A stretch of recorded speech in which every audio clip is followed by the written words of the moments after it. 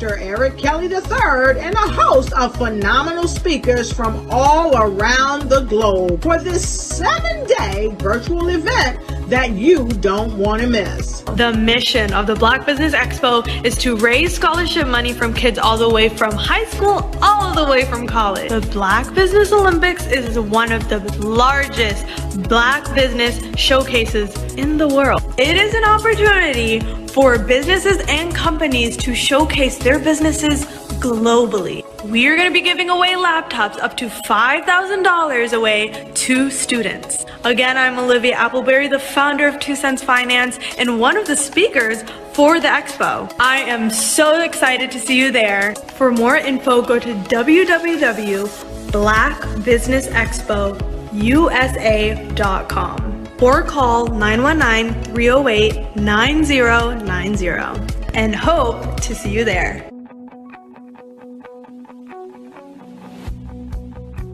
I am Black Business.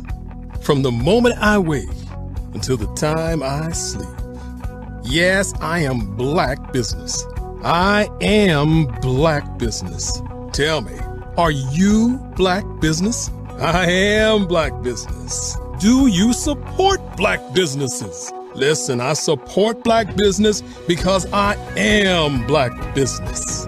Black Business Expo, one of the largest business showcases in the history of Black business in the world. The world. Sign up today at www.blackbusinessexpousa.com or call 919-308-9090. I am Black Business. I am Black Business. From the moment I wake until the time I sleep, I am Black Business. I am Black Business. Are you Black Business? I am Black Business. Do you support Black businesses? I support Black business because I am Black Business. Black Business Expo, one of the largest business showcases in the history of Black America in North Carolina. Sign up today at www.blackbusinessexpousa.com or call 919-380-9090. I am Black Business. I am Black Business. From the moment I wake until the time I sleep, I am Black Business. I am Black Business. Are you Black Business? I am Black Business. Do you support Black businesses? I support Black business because I am Black Business. Black Business Expo, one of the largest business showcases in the history of Black America in North Carolina. Sign up today at www.blackbusinessexpousa.com or call 919-380-9090. I am Black Business. I am Black Business. From the moment I wake until the time I sleep, I am Black business. I am Black business. Are you Black business? I am Black business. Do you support Black businesses? I support Black business because I am Black business. Black Business Expo, one of the largest business showcases in the history of Black America in North Carolina. Sign up today at www.blackbusinessexpousa.com or call 919-380-9090. I am Black business. I am Black business.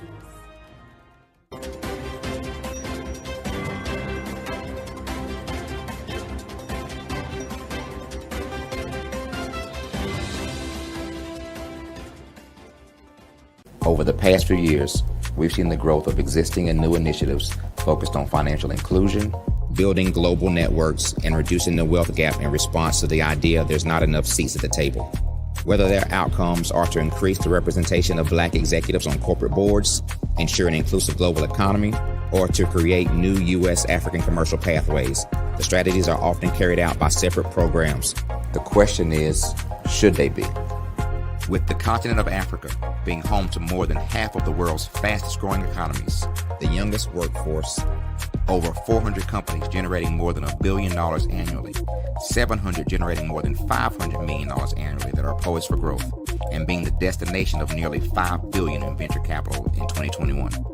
Diversifying U.S. and Africa commercial engagement by building bridges between African businesses and their U.S. diaspora should begin being seen as mutually beneficial. From helping to reduce Africa's enormous capital gap to catalyzing two-way trade opportunities, the COVID-19 global pandemic hopefully has taught us that global challenges and opportunities are more interconnected than we thought. During the pandemic, African companies like Unicorn Flutterwave, insurance provider Reliance Health, ride-hailing app Yasir, and 54Gene, the continent's first bank of DNA on people of African descent, proved that when African companies have access to networks, capital, and information, they grow big, grow fast, and create solutions that are valuable to the world. This is why Be Direct was created. We are the first U.S.-based but African-centric board preparedness and board search company designed to connect U.S. Black talent and corporations to African businesses. Unique and fundamental to Be Direct's success is our process of helping board candidates adapt their experience and networks to an African context before they're connected to high-growth companies that are looking to locally and globally scale. From our focus groups with African business execs and government leaders, we don't ignore the sentiment that business is easy, but people are hard. Having a pool of board candidates with hard-to-access networks and extensive experience across the business life cycle, including successfully raising capital, is table stakes for an initiative like this. So yes, we have that. But corporate or entrepreneurial success in the U.S. does not guarantee success in Africa. Developed alongside industry partners on the continent, our training program, Be Direct Prep, is designed to transpose their experience to create cultural comfort, understanding, and a commitment to helping businesses in Africa scale. Our board governance sessions are African, continental, and country-specific, integrated with cultural awareness and dexterity training, masterclasses led by African industry execs, and mentoring coaching from African continental-based facilitators. But even more unique to Be Direct Prep, we cap off our training program with an immersion trip to help candidates that have not been to Africa before see and feel Africa's complexity and opportunity from African soil. We all know traditional network-based board placement has historically left a lot of us out of ever really being in the paid board pipeline. Our strategy supports the work of many great organizations that are successfully filling seats at U.S. board tables by creating more tables for those that are still left on the sideline. It's time to start seeing the role and value of U.S. Black talent and businesses on the continent of Africa differently. Old perceptions and habits limit economic inclusion. Let's transition Black talent and the African businesses they will support from the periphery of the global economy to its core. Living in a global lockdown, we all know now how fast local and global economies can change, and see the value of having businesses that hire, strengthen local value chains, and even grow globally. Status quo in any form holds back progress. We must democratize U.S.-Africa commercial engagement by socially and economically connecting cultures that have long been disconnected. It's time for Africa's U.S. diaspora to redefine their global value by helping African businesses scale continentally and globally.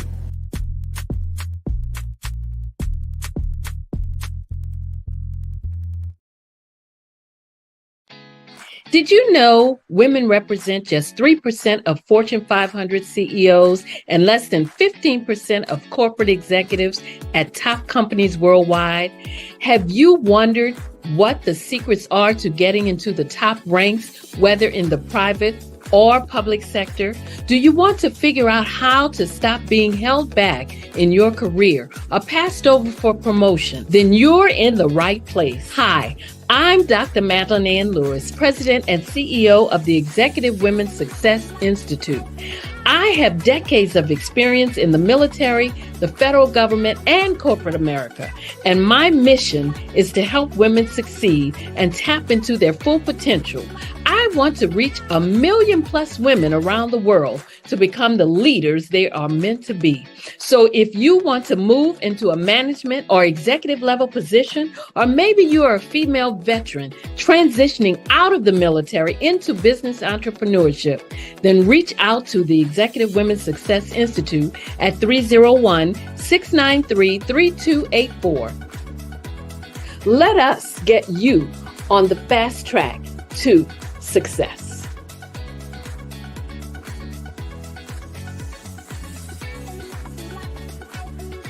I'm Ramon Ray, founder of Smart Hustle Magazine and smallbiztechnology.com.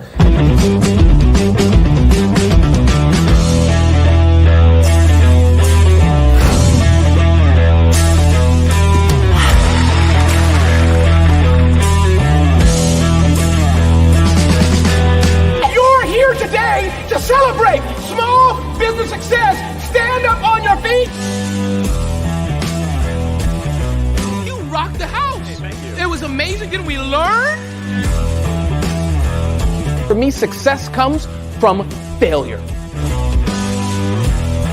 One thing not to do is shake somebody's hand like this.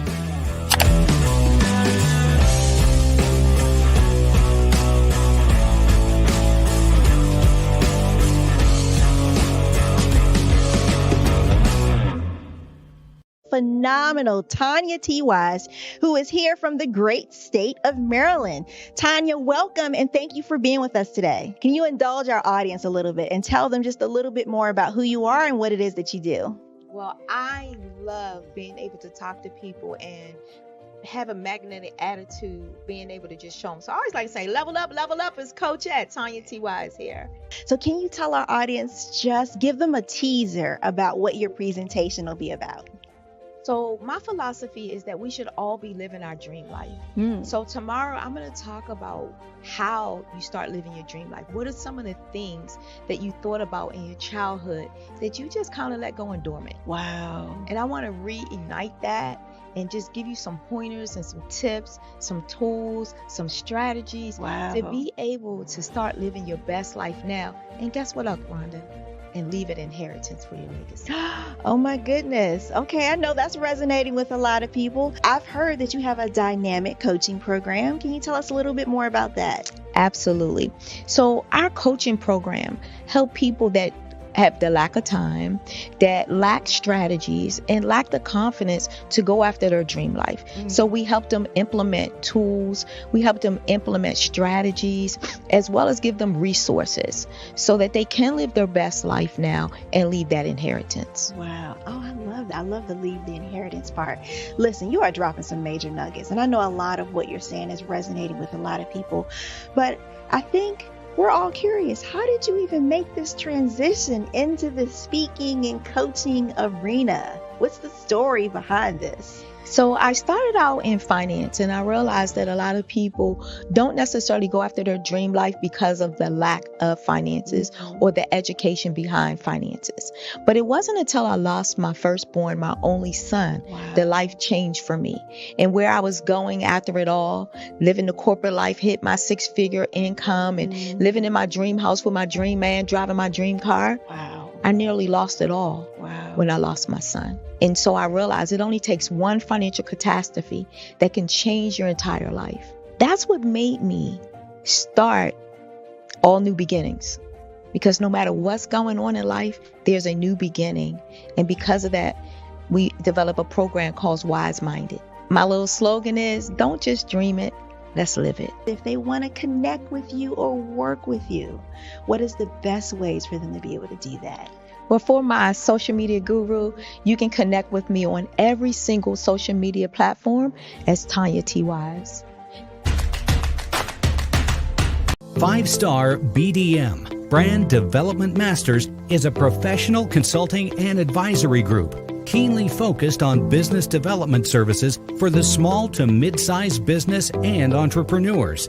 Although every business is unique, they often share business development challenges that can be addressed through smart branding. Services include process improvement and operations, digital strategy and transformation, business intelligence, digital marketing, and personal branding.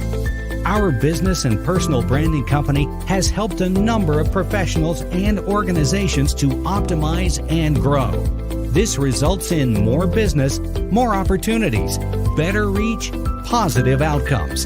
Visit www.5starbdm.com today to learn more.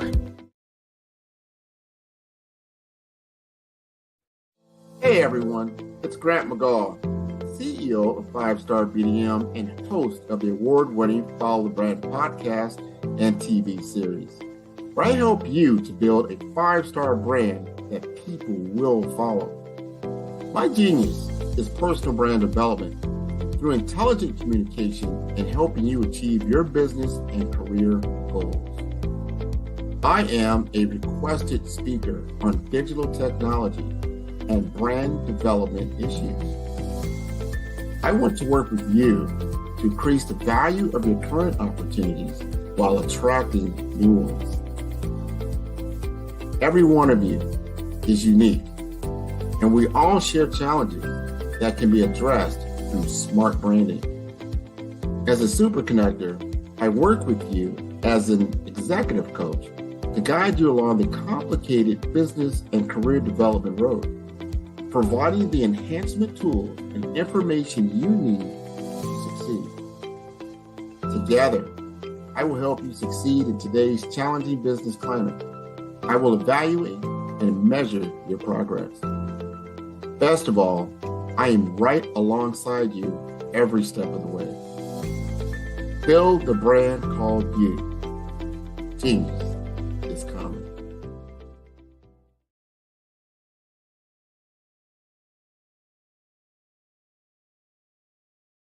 Art to me is a creative expression of something from nothing.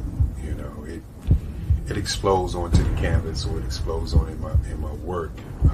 One of the things that I try to do more than anything is I try to just give the lines and the movements and emotions and expressions into what I do.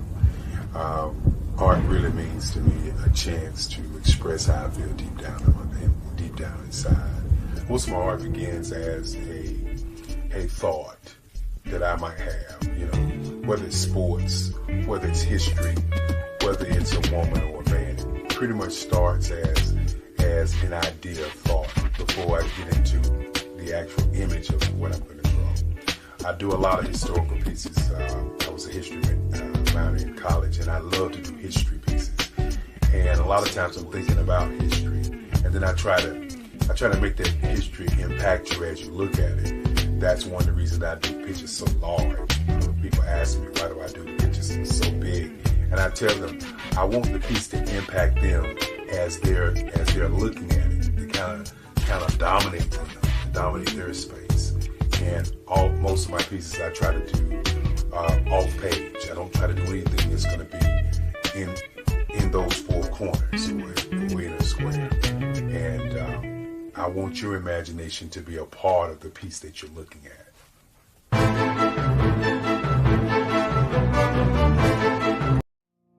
Did you know that approximately 333.34 million businesses exist today, according to a report from 2021? And you may be one of those businesses, or maybe you're not in the business market yet, but you're aspiring to be a business owner. Well, guess what? You're in the right place at the right time. Because let's face it, everything is about timing and opportunity. Hi, my name is Dr. Lotus Richey, and I'm the CEO and founder of the Lotus Richey Coaching and Consulting LLC, along with the Lotus Richey Ignite Show. 15 minutes of success with Dr. Lotus Richey, as well as books to boom your business and bring who you are. And today, I want to bring this amazing message to you about the Black Business Network and the Black Business Olympics.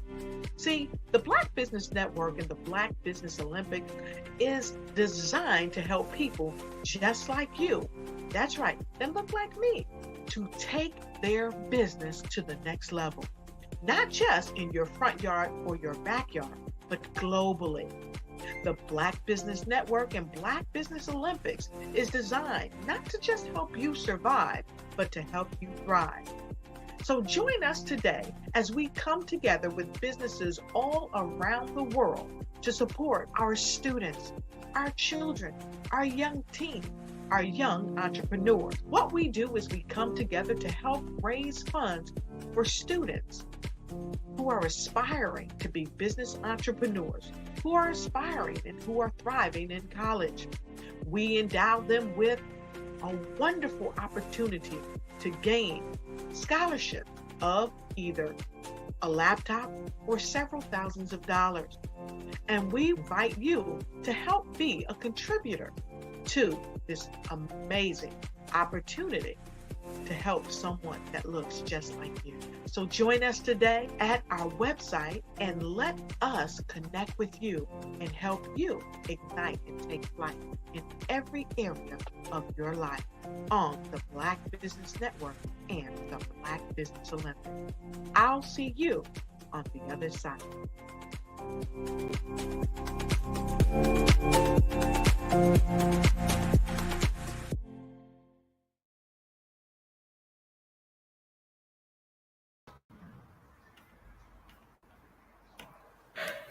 Good day, business owners, entrepreneurs, thought leaders, and corporations. Welcome to Black Business Network. My name is Nathan Twali Mlenga, and I am from Africa. You are watching me actually from Lusaka, Zambia. I am your business moderator for this day, on this particular day rather. Black Business for Black Business Network. The Black Business Network is the 24-hour business network showcasing Black businesses, business owners, entrepreneurs, as I already mentioned, and thought leaders worldwide.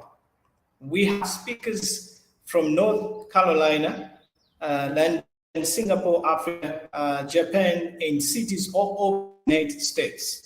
The Black Business Network is a global community sharing business knowledge, empower, inspire, and educate businesses about business owners about business.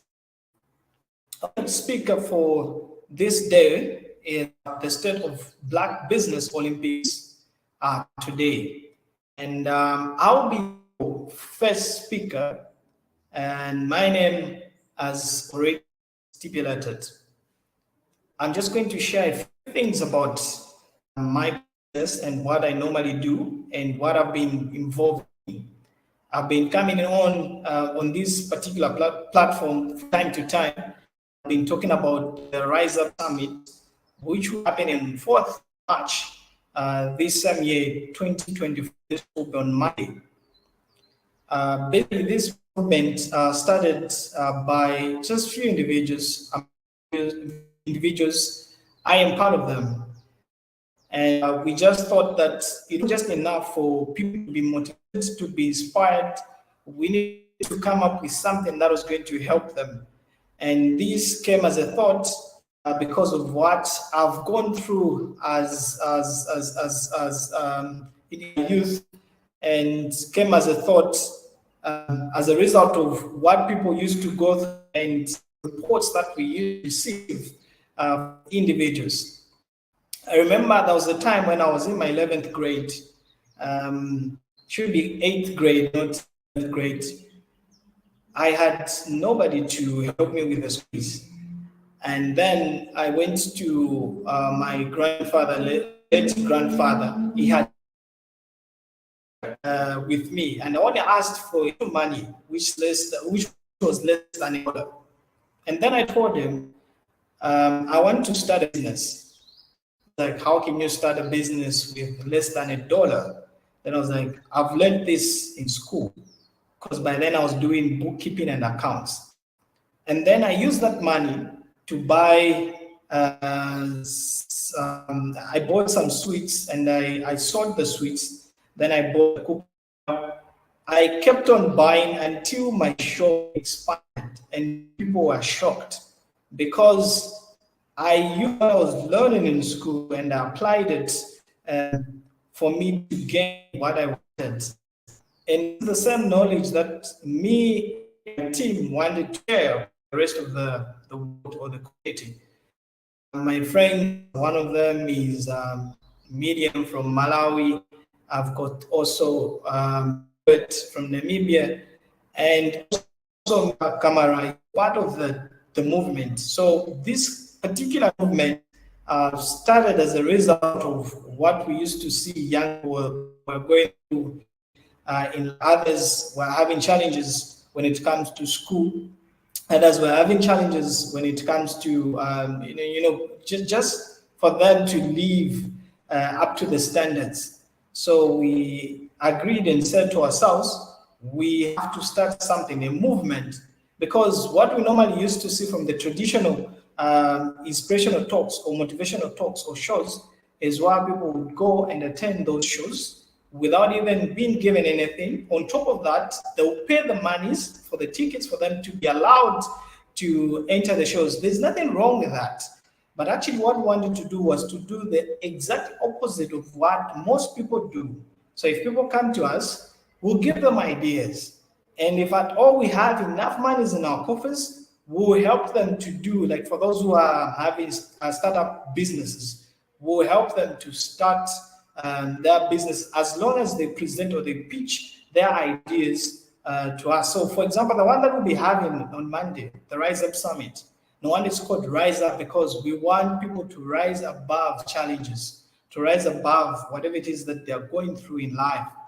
So talking of challenges, just like I've already mentioned, in Africa, many people think of Africa as a place where, there's poverty, there's this. Actually, there are a lot of opportunities here. And if people were to come and invest back in Africa, that can be a greater opportunity because we already have technology here. I'm using technology.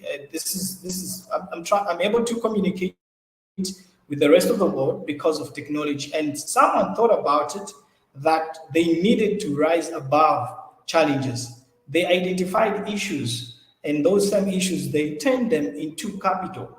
So even as it's not that we want to make money for us to keep things going. Yes, of course, the organizations will need money for it to run, but all these things will be done as a result of people that will be coming in, at least to help us in one or two things.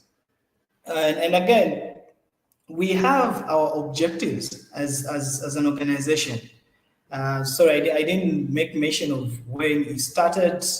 I just mentioned the people that are involved.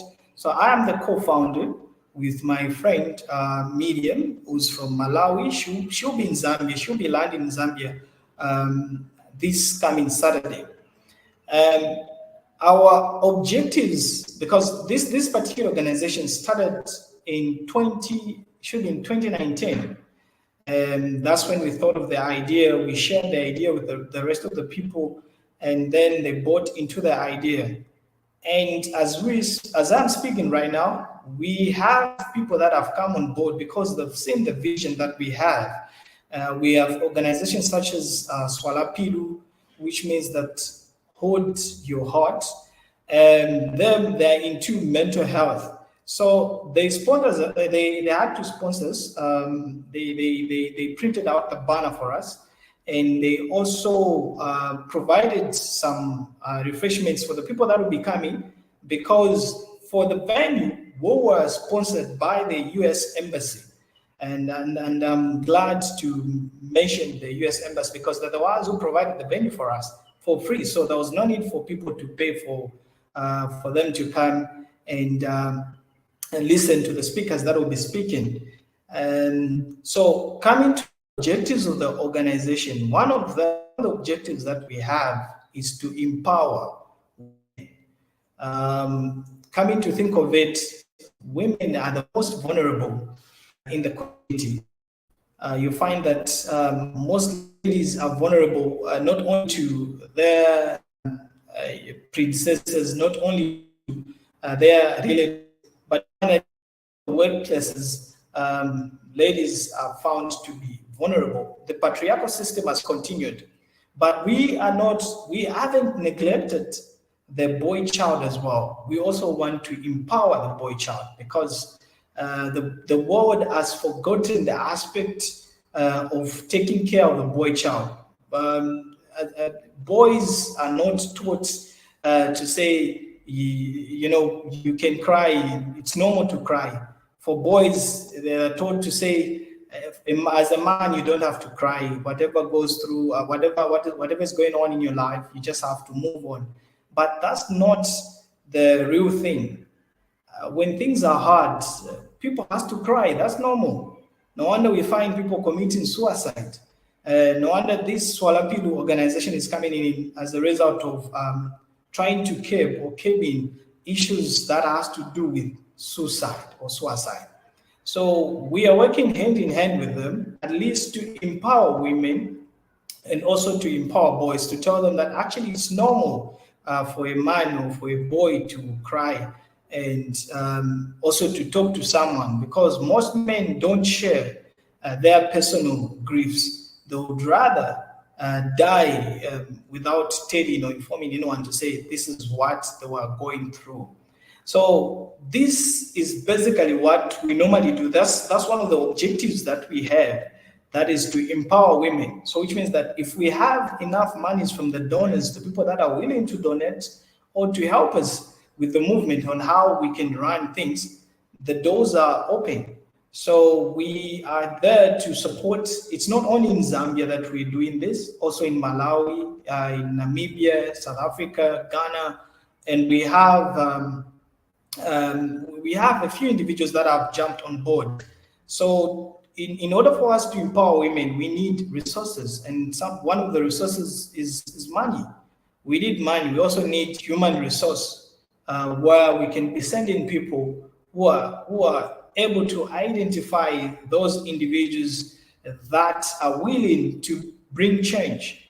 We need, because there are a lot of women out there, they've got ideas, but they don't have capital. We understand that the world is faced with, is faced with a lot of challenges. Just some few years ago, we are faced with COVID-19, and now we're also having other challenges that may hinder people not from progressing. So the other objective that we have as Rise Up movement or Rise Up Summit movement is that we also want to educate. Apart from empowering them, we also want to educate them. So we have a program where if we have enough money, we'll get some of the monies. We sponsor those who are in tertiary education. We also sponsor those who are in secondary and elementary. We also try to sponsor those who would like to study abroad, but at the moment we are just dealing with the locals. So when the monies are enough, our objective is to make sure that we sponsor not only the less privileged, but there are those who are in school. It's just that maybe their parents are just having some difficulties. We also try to jump in. So apart from empowering women, we are also there to provide education. We work hand in hand with the orphanages. so that we try and see what can work best for the both of us or for both our stakeholders. We also try by all means to provide rehabilitation centers for the street kids, because we understand that they also need help in as much as they may be in the streets. Some of them, of course, they have a genuine reason of being there, but that's not the better place for someone to stay, because they need shelter, they need food, and you find that the things that they're taking in is not even good for their health. So we are trying by all means at least to help the street kids. We are trying by all means at least to help the less privileged. We're also trying by all means to provide a shelter for these young ones or young chaps, for them to have a better life. Because one of the goals, just like I stated in my introduction, that is to bring change and to make sure that people rise above their challenges. Otherwise, it's not good for me to have everything and I forget about my brother who's in the streets. Otherwise, if I've got something, I need to share with them, because I am what I am because of what somebody did to me. Somebody helped and extended their hands for me to be here. So I also have to do the same thing. I have to extend where I can, and I have to make sure that my neighbor is being taken care of, because my neighbor is anyone who's directly and indirectly affected by my actions. So we have to make sure that we are our brother's keeper, and that's what has been one of our objectives. And the other thing is also to provide a platform for the speakers. Like we do provide, we do have Speakers Association. One of the organization is Fly High Speakers Association, where we engage speakers. We provide them with a platform where they'll come and speak. And we even find audience. We provide them with people, and then they just have to come, because we want to try and identify talents that people have, because others are good at speaking, then others are also good at teaching. So we want to try by all necessary means to identify. So that's also another objective that we have, which is to identify the talents that individuals have. So we are working tirelessly just to make sure that we do our level best to do that which is required for people to get there. Then the other thing that we are also doing, we try. It's just that it's very sad. May he so rest in peace, the late president of Namibia. We were trying to engage with the government and also some organizations from Namibia. The process even started. It's just that there's state funeral in Namibia. It just died a month ago. So which is very sad, but otherwise we tried by all means to engage governments, to work with them, apart from providing platforms for the speakers to come and speak on our platforms, on our shows.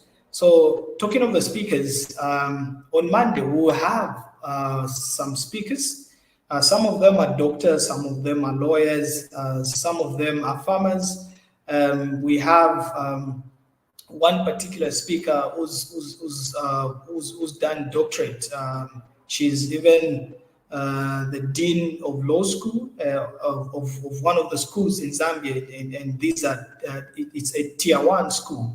It's recognized and it's at par with the University of Zambia.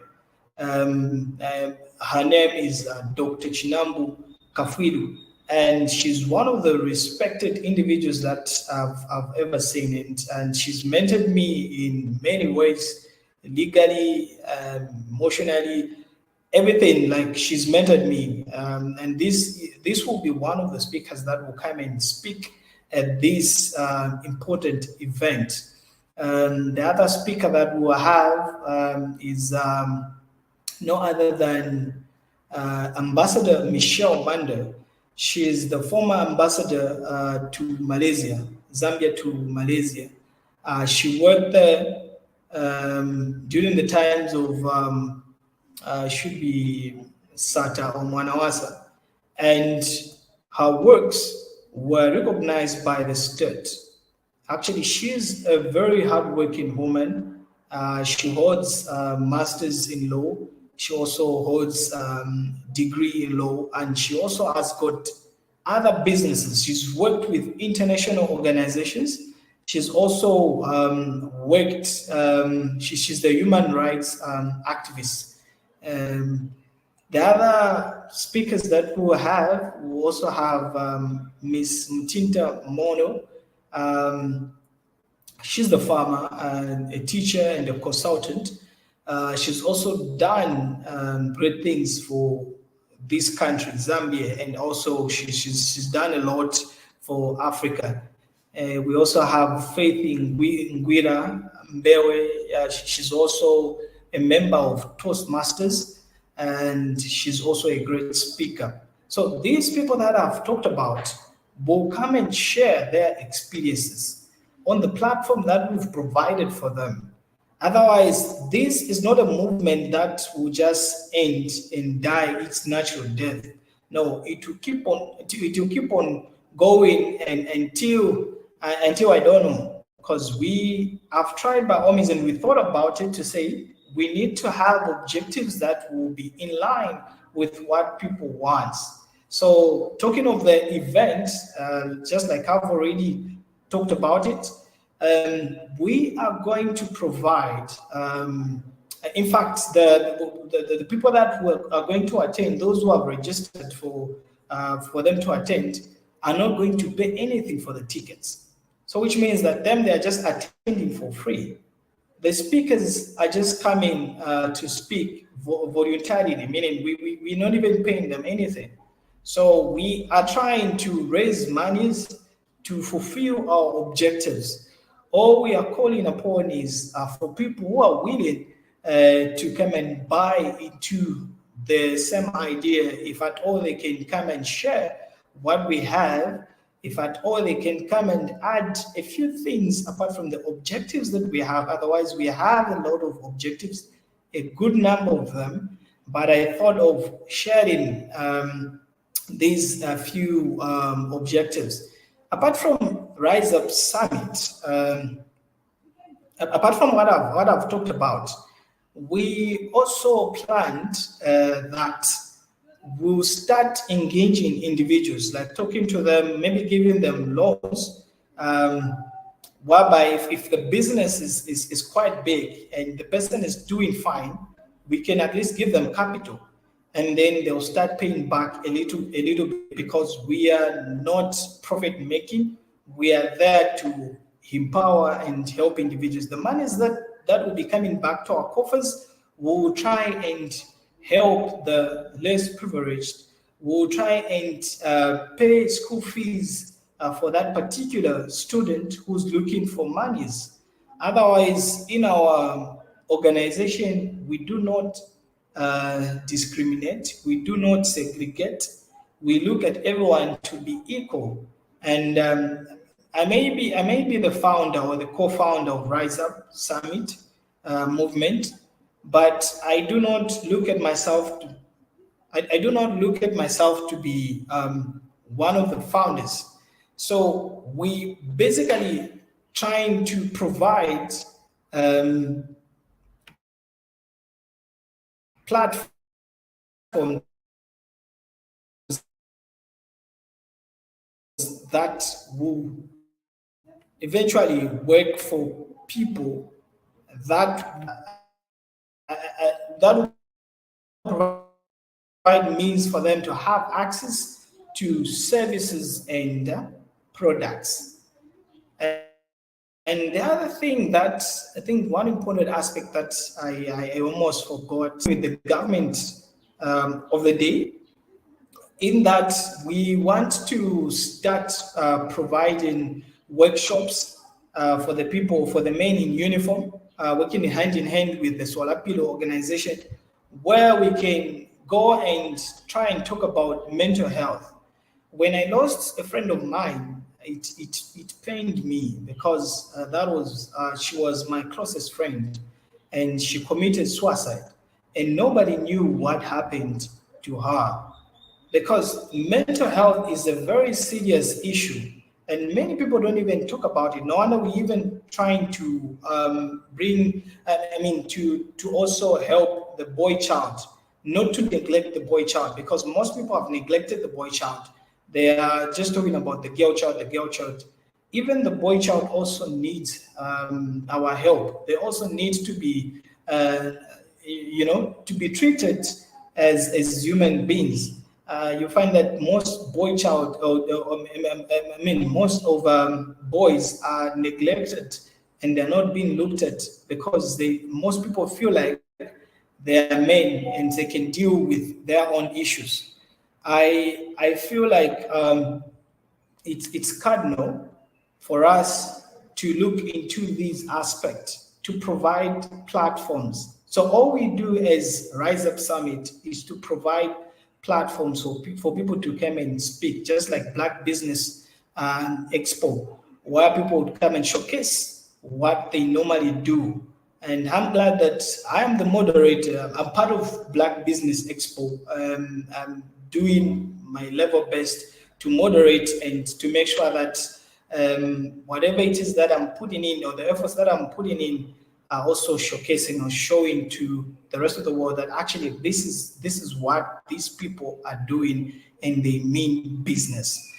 So working with the government and trying to provide platforms or trying to have workshops, all we are trying to do is to provide safe place for individuals, to provide safe place for boys, to provide safe place for girls, to provide safe place for women and ladies, and also men and women, women in uniform. Because there has been so many cases of suicide where people have committed suicide for no particular reason. So our movement is actually big. Our goals are actually big. We are trying by all means at least to bring on board individuals that may be willing to work with us, that may be willing to look into these aspects and these objectives that I've shared. In Africa, for those who are overseas, in Africa, there are so many things that you can do as an individual, as an investor. There are international laws that normally protect the investment of someone. You may enter into what is known as stabilization clauses or stabilization clause, which protects your investment. And there's MIGA, which also protects your investment in terms of wars and whatever that may happen to you, because that will be an insurance. So all I'm trying to say is that when people come here to share ideas and businesses, let's try by all means also to support them, because we've got means. Means are there, yes, we may support them, but we should try by all means also to extend our hands to invest back in Africa. There are so many places that you can invest in. You can invest in education, you can invest in mines, you can invest in, there's so many things that people can do in order for them to secure their monies. Maybe just to talk about the team that is managing Swalapilu, because I've talked much about Rise Up Summit movement.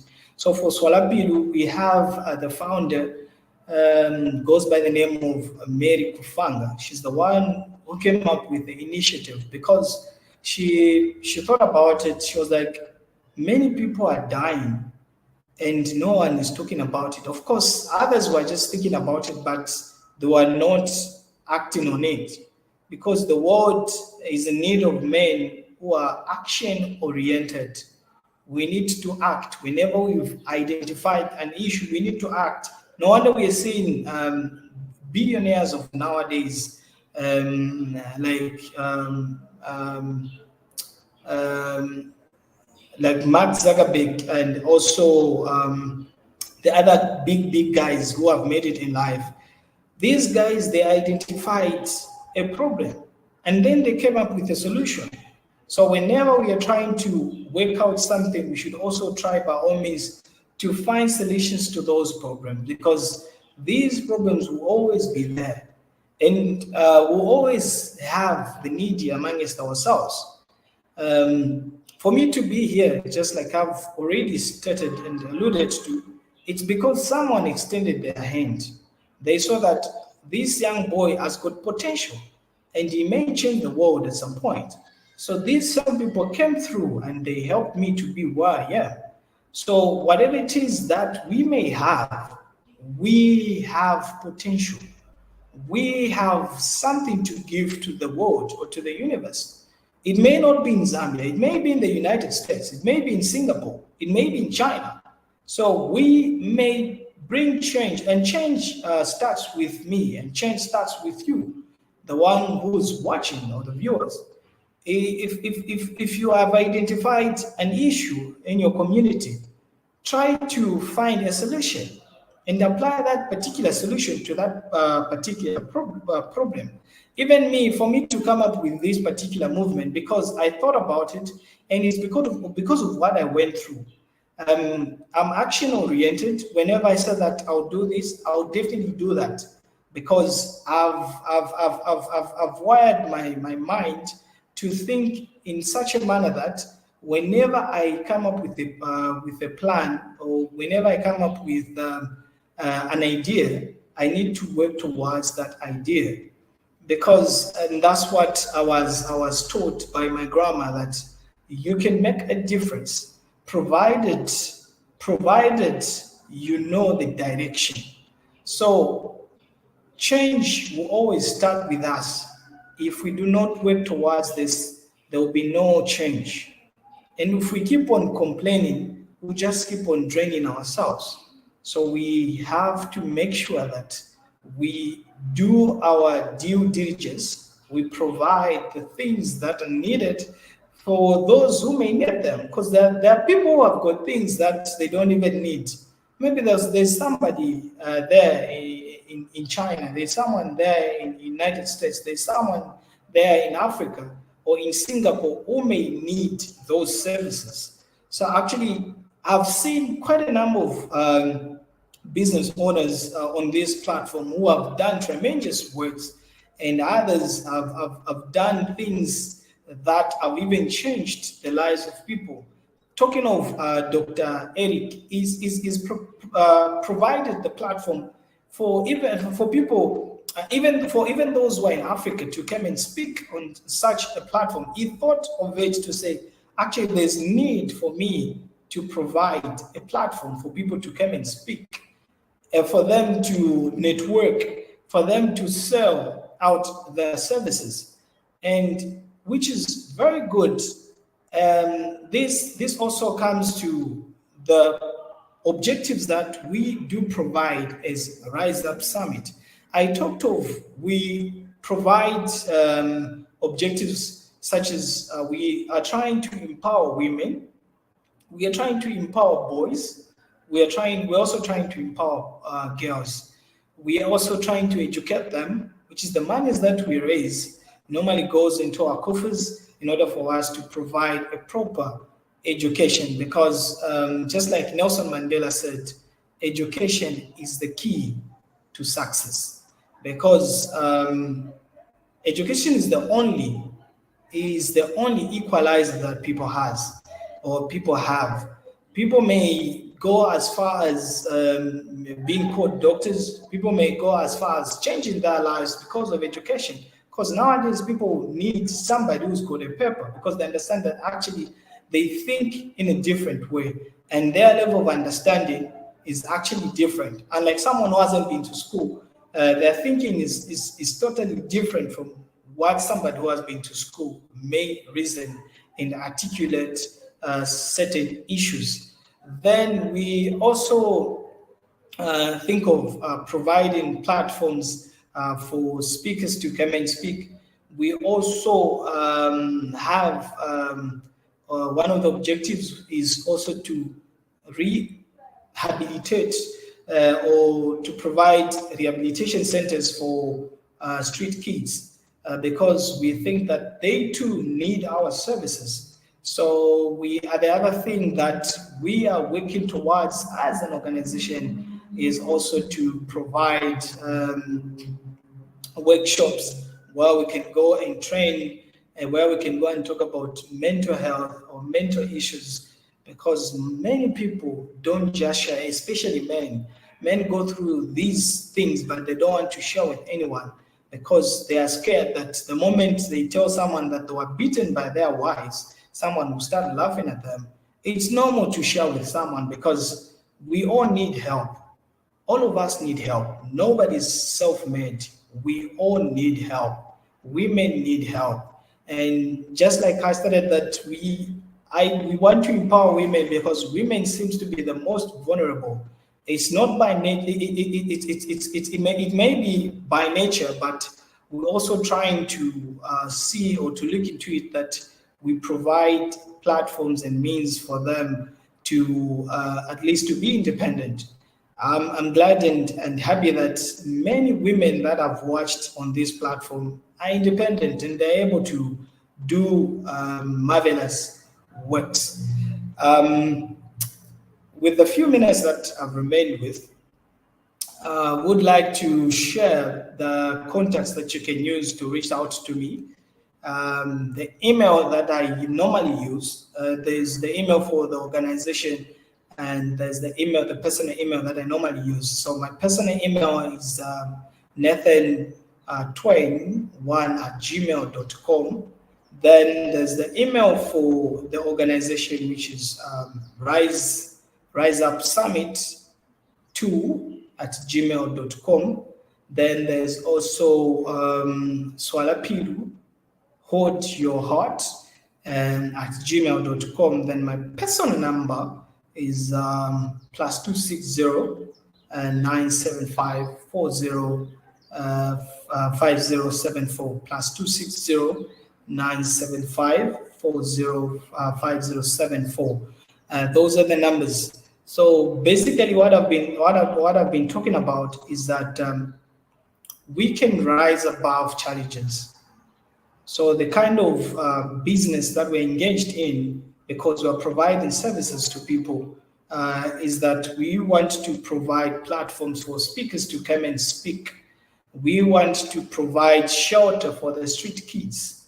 We are also trying to provide education for the less privileged. So whatever money that we raise, even the monies that we raise from the fundraising that we'll be raising from the things that the articles that we'll be selling, such as the t-shirts, the hoodies, the cups, the caps, those monies will go directly into the coffers, and they will serve the purpose that they are intended to serve. Otherwise, it's been a prompt pleasure for me to speak here as the first speaker. I will see you on the other side. My name is Nathan Twali Mlenga from Lusaka, Zambia. Thank you. I am Black Business. From the moment I wake until the time I sleep, I am Black Business. I am Black Business. Are you Black Business? I am Black Business. Do you support Black businesses? I support Black business because I am Black Business. Black Business Expo, one of the largest business showcases in the history of Black business in the world. Sign up today at www.blackbusinessexpousa.com or call 919-308-9090. I am Black Business.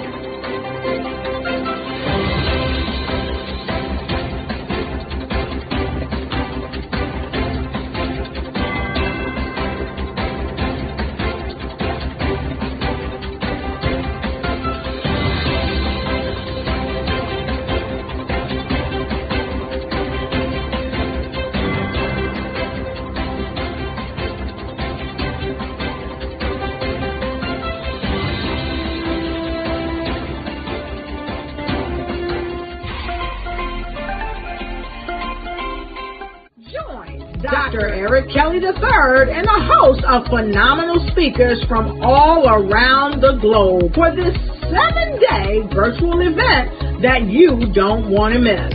The mission of the Black Business Expo is to raise scholarship money from kids all the way from high school, all the way from college. The Black Business Olympics is one of the largest Black business showcases in the world. It is an opportunity for businesses and companies to showcase their businesses globally. We are going to be giving away laptops up to $5,000 away to students. Again, I'm Olivia Appleberry, the founder of 2 Cents Finance and one of the speakers for the expo. I am so excited to see you there. For more info, go to www.blackbusinessexpousa.com or call 919-308-9090 and hope to see you there. I am Black Business. From the moment I wake until the time I sleep. Yes, I am Black Business. I am Black Business. Tell me, are you Black Business? I am Black Business. Do you support Black businesses? Listen, I support Black business because I am Black Business. Black Business Expo, one of the largest business showcases in the history of Black business in the world. The world! Sign up today at www.blackbusinessexpousa.com or call 919-308-9090. I am Black Business. I am Black Business. From the moment I wake until the time I sleep, I am Black Business. I am Black Business. Are you Black Business? I am Black Business. Do you support Black businesses? I support Black business because I am Black Business. Black Business Expo, one of the largest business showcases in the history of Black America in North Carolina.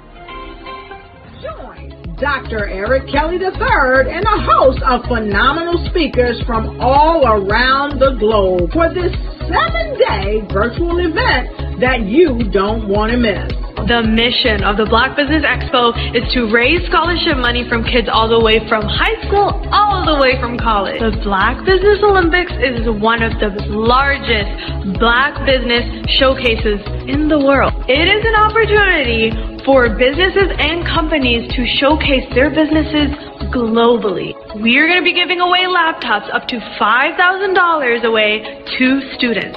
Again, I'm Olivia Appleberry, the founder of 2 Cents Finance and one of the speakers for the expo. I am so excited to see you there. For more info, go to www.blackbusinessexpousa.com or call 919-308-9090 and hope to see you there. I am Black Business. From the moment I wake until the time I sleep. Yes, I am Black Business. I am Black Business. Tell me, are you Black Business? I am Black Business. Do you support Black businesses? Listen, I support Black business because I am Black Business. Black Business Expo, one of the largest business showcases in the history of Black business in the world.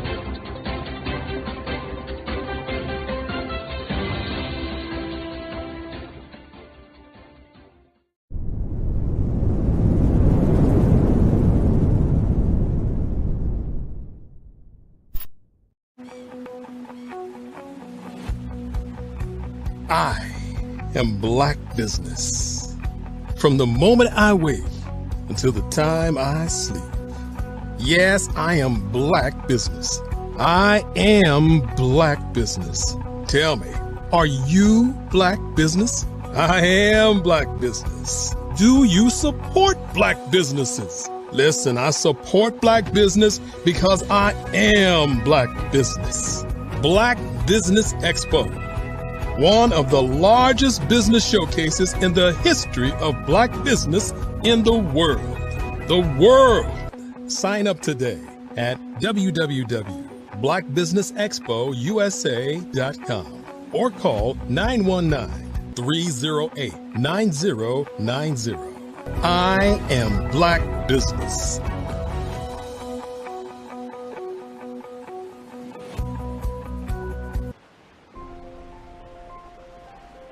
What if you could build your own city? A place where every child can find nurturing people to help them achieve their full potential. A place where every adult can access job training support, where health education is abundant, where social justice ruled the land. A place without limitations. Welcome. You have arrived at STEM City USA. It is what every city should be. A safe and trusted community where you find people and resources to help you become everything you are and beyond. STEM City is unlike anything you have ever experienced. It is a digital twin of the world around you, only better. STEM City is about energy and soul renewal. It is more than a digital world. You can almost feel the power of live cultural events, music, and theater. STEM City promises a better future for children, with caring mentors and hands-on activities, with dedicated tutors to support our youth. STEM City is your passport to a healthy lifestyle, with weekly events addressing our community's many issues. STEM City is your financial well-being, with helpful information on wealth management, career advancement, job training, and so much more. STEM City is the community you deserve. It is the city where your dreams can come true. STEM City USA, a place in the sky that is accessible to all who reach for the stars.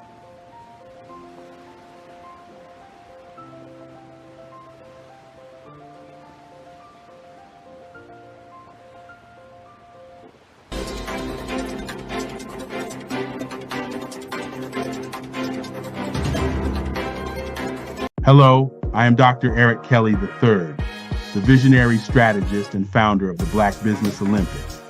I invite you to showcase your Black-owned businesses on the Black Business Network global stage. The Black Business Olympics is a global Black Business Network platform that propels Black-owned businesses into the international spotlight. By showcasing your business on the Black Business Olympics platform, you can reach a worldwide audience of potential customers, partners, and investors. You can also establish yourself as a thought leader, an expert in your field, attract lucrative partnerships, and more speaking engagements. In addition, the Black Business Olympics platform provides a valuable opportunity to connect and collaborate with like-minded entrepreneurs and business professionals from around the world. This can lead to new business opportunities, ideas, and relationships. Finally, by sharing your story and expertise on the Black Business Olympics platform, you can inspire and empower others. This is a powerful way to make a positive impact on the world and leave a lasting legacy. If you are a Black-owned business owner, I encourage you to seize the opportunity to showcase your business on the Black Business Olympics platform. It is a once-in-a-lifetime opportunity to make an indelible mark on the world. Be one of the 1,000 visionary entrepreneurs who are changing students' lives, shaping industries, and leaving an unforgettable legacy for their families. Unleash your voice on our global stage and watch your business thrive. Black Business Olympics is one of the largest Black business showcases in the history of Black business in the world. Yes, the entire world. Just give me a call today at 919-308-9090.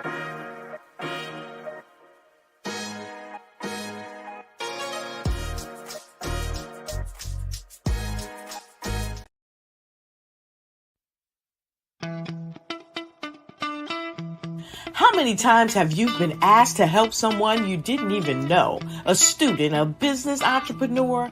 Or did you ever even ask, where did they end up? That business, that friend, that entrepreneur.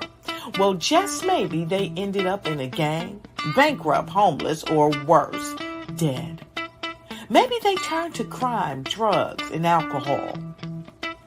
Did you ever wonder? Did you destroy their dream, or was your life always so easy?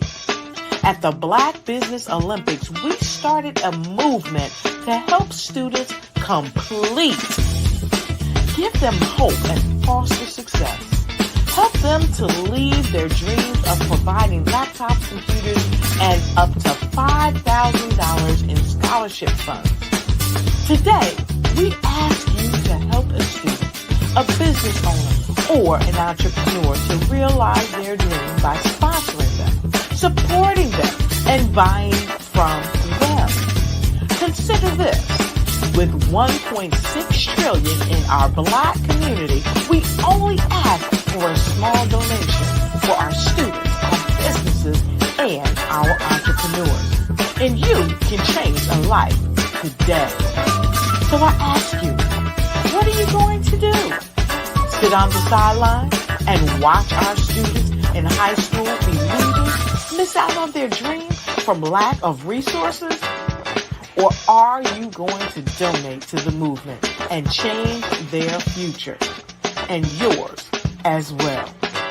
Give us a call today at 919-308-9090. Change their life by investing with action to the Black Business Olympic Fund. The Black Business Olympics, one of the largest business showcases of Black business in the history of the world.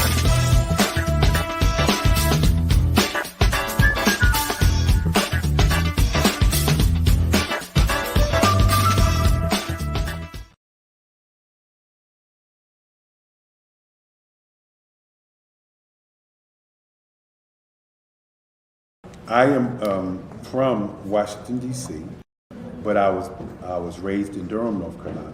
I came to Durham when I was about 5 or 6, and then I traveled back and forth to D.C. because it's where my people are from. One of the unique things about my family is my mother, she's also an artist. She does quilting, and she does a lot of artistic things. And then my son, he draws with both hands, his right hand and his left hand like I do.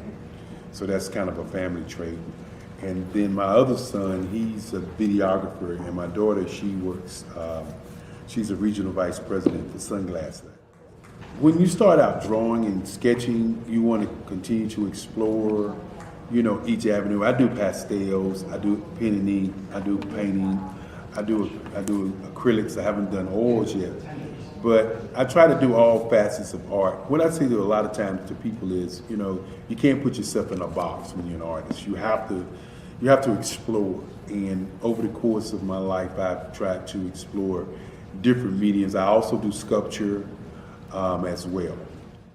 I choose my subjects by the intensity that they have in their faces, or the intensity that somebody is moving, because I do more than portrait drawings. I also do I do abstract, and then I do figurative drawing also. Well, what happened in this particular show is that I started out trying to come up with something that would be a little bit different than what everybody else is doing. So I was working on a Barack Obama show, and they wanted me to do some paintings of Barack. And so what I did was, because of the deadlines, I kind of did it kind of fast. And then I realized when I was doing it fast, I enjoyed it. And so then I started doing other pieces the same way, and I started to enjoy those pieces also. And so I came up with this particular style. And it's a style of lines and colors. And what's interesting is that when I was in college, I did a show called Lines, Colors, and I talked about the boldness of the blacks, the hotness of the whites, and this is how this has come about. later on in my life. And the colors comes from a lot of the entertainers that I work with, where they wear different colors. They don't wear, your plain reds or your whites. They wear different colors, and so that's also another piece of what's giving me the colors. The subtitle of this show is Faces That Speak Life. That's real critical. Faces that speak life. Each one of these pieces is a life source and a life energy that's being put on display for people that are looking at it. I always say in terms of my art, it's not important that I draw them. It's important what you get out of what I draw. I don't try to just draw it because you like it. People wanted me to do prints. I didn't do prints. People asked me to do different people, but the people that I choose are people that make a difference in the lives of people in the world. So the human landscape idea was, again, as I say, the lines represent your emotions, it represents your ideas, and it represents your journey as a human being. And that's why you get the different pieces and the different looks. And as you notice, I try not to do one look that looks alike another look. And that's what's the most important part of this show. Art to me is a creative expression of something from nothing. It explodes onto the canvas, or it explodes on in my work. One of the things that I try to do more than anything is I try to just give the lines and the movements and emotions and expressions into what I do. Art really means to me a chance to express how I feel deep down inside. Most of my art begins as a thought that I might have, whether it's sports, whether it's history, whether it's a woman or a man. It pretty much starts as an idea of thought before I get into the actual image of what I'm going to draw. I do a lot of historical pieces. I was a history minor in college, and I love to do history pieces. And a lot of times I'm thinking about history, and then I try to make that history impact you as you look at it. That's one of the reasons I do pictures so large. People ask me, why do I do pictures so big? And I tell them, I want the piece to impact them as they're looking at it. To kind of dominate them, dominate their space. And most of my pieces I try to do off page. I don't try to do anything that's going to be in those four corners or in a square. And I want your imagination to be a part of the piece that you're looking at.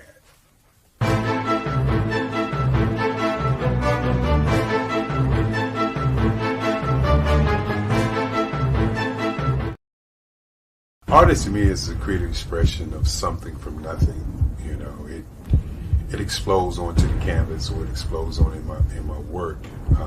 One of the things that I try to do more than anything is I try to just give the lines and the movements and emotions and expressions into what I do. Art really means to me a chance to express how I feel deep down inside. Most of my art begins as a thought that I might have, whether it's sports, whether it's history, whether it's a woman or a man. It pretty much starts as an idea of thought before I get into the actual image of what I'm going to draw. I do a lot of historical pieces. I was a history minor in college, and I love to do history pieces. And a lot of times I'm thinking about history, and then I try to make that history impact you as you look at it. That's one of the reasons I do pictures so large. People ask me, why do I do pictures so big? And I tell them, I want the piece to impact them as they're looking at it. To kind of dominate them, dominate their space. And most of my pieces I try to do off page. I don't try to do anything that's going to be in those four corners or in a square. And I want your imagination to be a part of the piece that you're looking at.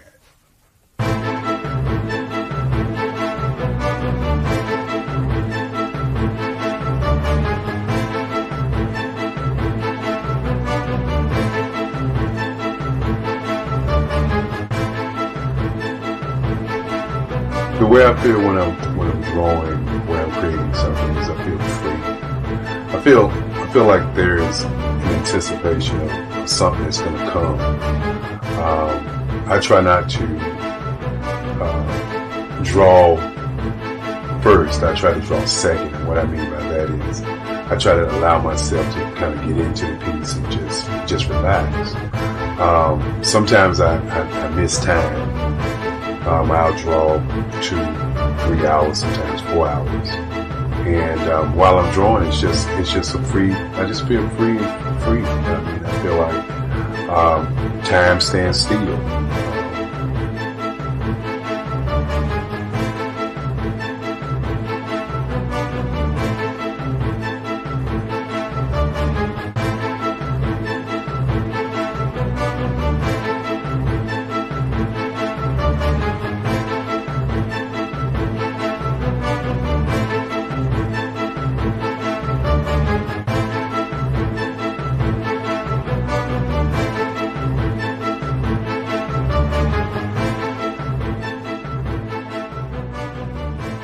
That's what it's all about in terms of the lines and the colors in my work, is to get an expression, to go deeper and past just what you see on the surface, but to go in and try to find an expression that everybody gets a different taste of what that expression is, whether it's anger or whether it's being happy or whether it's being, kind of calm or nonchalant.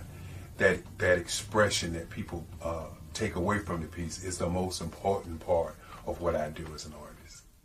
Bold is the size of my pieces, where I try to do the piece larger than life, to kind of push forward toward you. That's what the boldness is all about. It's not so much about the lines, it's about the size.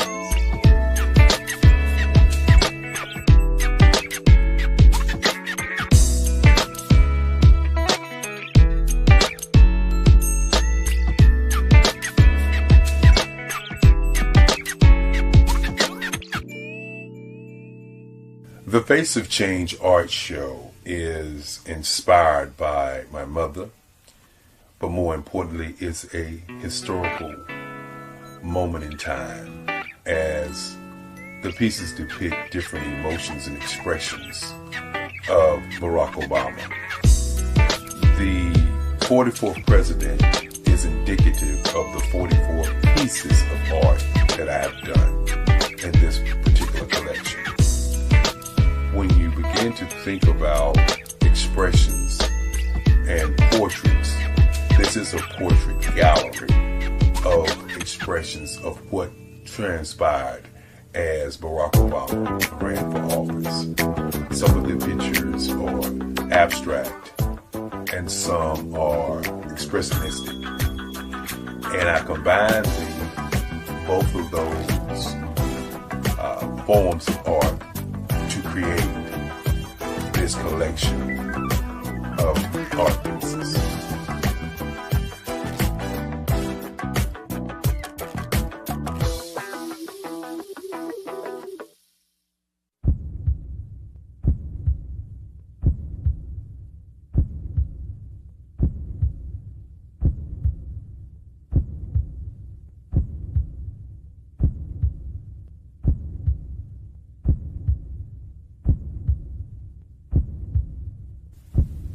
Overcomer,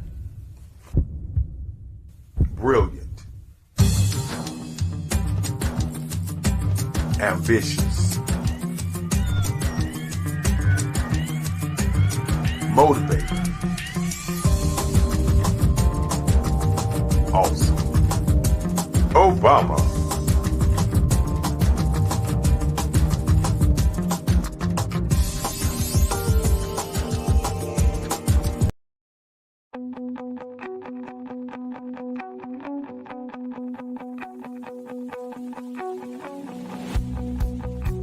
I am Black Business. From the moment I wake until the time I sleep. Yes, I am Black Business. I am Black Business. Tell me, are you Black Business? I am Black Business. Do you support Black businesses? Listen, I support Black business because I am Black business. Black Business Expo, one of the largest business showcases in the history of Black business in the world. The world! Sign up today at www.blackbusinessexpousa.com or call 919-308-9090. I am Black business.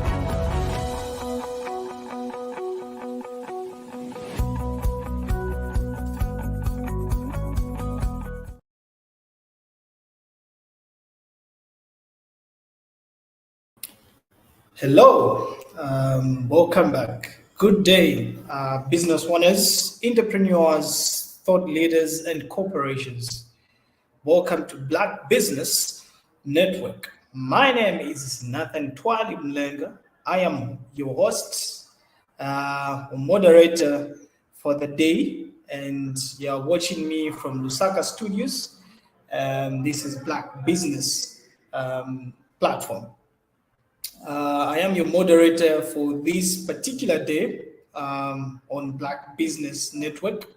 The Black Business Network is a 24-hour business network showcasing Black businesses, business owners, entrepreneurs, and thought leaders worldwide. We have speakers from North Carolina, London, Singapore, Africa, Japan, and cities all over the United States. The Black Business Network is a global community sharing its business knowledge to empower, inspire, and educate businesses about business. The keynote speaker for today, or our speaker for this particular hour, is no other than Dr. Eric. Dr. Eric is one of the prominent African-American artists of the last 3 decades. His oil on canvas work is a harmonious blend of abstract and expressionist portraits featuring pop culture icons. Furthermore, as the founder of the Black Business Olympics, Dr. Kerry has created a platform that uplifts and empowers, fostering a community where diversity, innovation, and excellency are celebrated. And this vision has paved the way for a brighter, more inclusive future for today's youth. Viewers, without further ado, I give you, and I'm honored to host the owner of Black Business Expo, Dr. Eric. Without further ado, I give you Dr. Eric. Good morning, good morning, good morning. How are you today? Morning, Dr. Eric. How are you? Doing pretty good as we get prepared for presentation that I wanted to make this morning as we continue to bring people to the platform. And you're located where? In Lusaka, Zambia, Africa. Okay. Just want to make sure people understand that we are reaching out across the globe to business owners and to thought leaders like yourself, young man, to share in the information about what's going on in the world.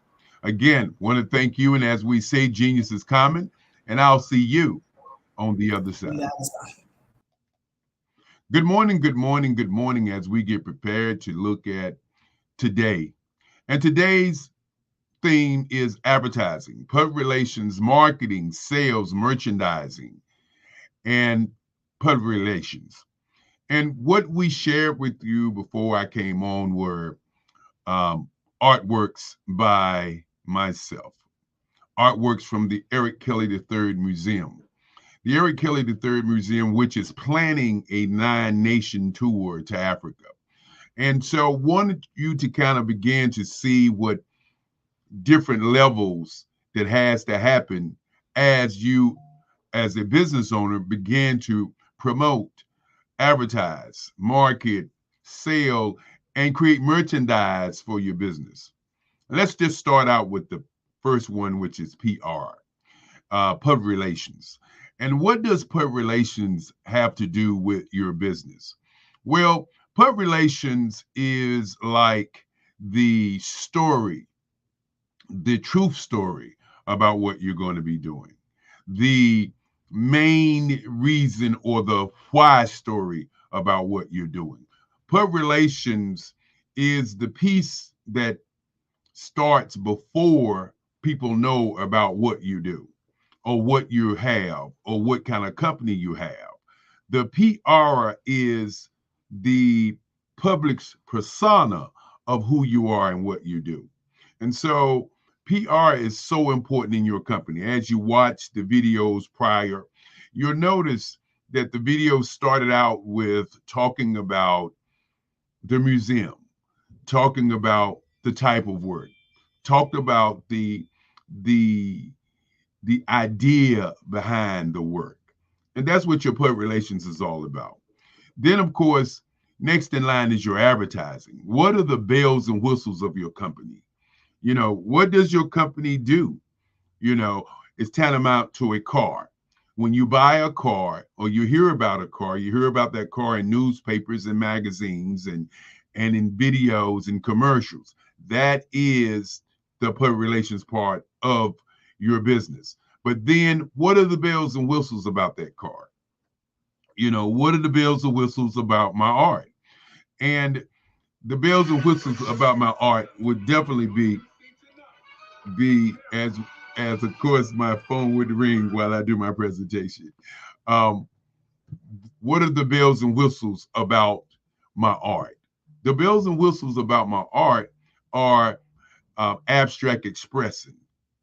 Abstract expression. The expressions in my art is the bells and whistles.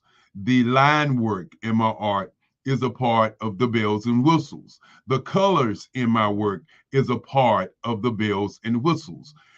The subject matter of my art is not a part of the bells and whistles. The subject matter in my art is a part of my art. I want you to get that for a moment. When you look at your company, you know, what is your unique advantage? What is your features and what is your benefits about your company? That is what people want to know. They don't want to know how long you've been in business, because most of the time they expect you to be a competent or a business that's been in business for a while, that's doing great things. So as we look at the advertising piece, or as you look at your car, and we want to keep that going backwards and forwards so that you can kind of get a feel, because some people can see what a car is. And so that's why I use that analogy. So with your car may have a engine, a type of engine that makes it a benefit to you. The engine may be also a feature. You may have power windows, power door locks. You may have a exercise trunk. You may actually have a large vehicle or a small vehicle. These are the features and benefits. This is the advertising piece. This is what the car has. You know, why would I buy the car? Okay, becomes the marketing. The marketing is the gas that runs what you do. So let's talk about marketing of the art. The marketing of the art is who you put that art in front of so that they can see the bells and whistles, which are your advertising. So many times I talk about you can lead a horse to water, but you want to be the salt. You can lead a horse to water, but you want to be the salt. Because many times people say you can lead a horse to water, but he won't drink. Okay. Ask yourself in your business, what part of your business are you? Are you the leader of the horse to the water? Are you the horse, which means you're the worker bee? Are you the horse that's coming to the water, or are you the person that's riding the horse, or the person that's following a follower? Okay. And then the last question is, are you the salt? And what I mean by the salt is that if in fact you have a horse that you've led to water, if you have a product or service that you've created and you put in the marketplace, if you put salt in the horse's mouth, he will drink the water. So are you the salt to your customer? Are you the salt to your client? Are you the salt to your success? And so these are the kinds of things that people don't think about when they think about marketing. Marketing is the gas that runs the car. Now, today's theme also embodies sales.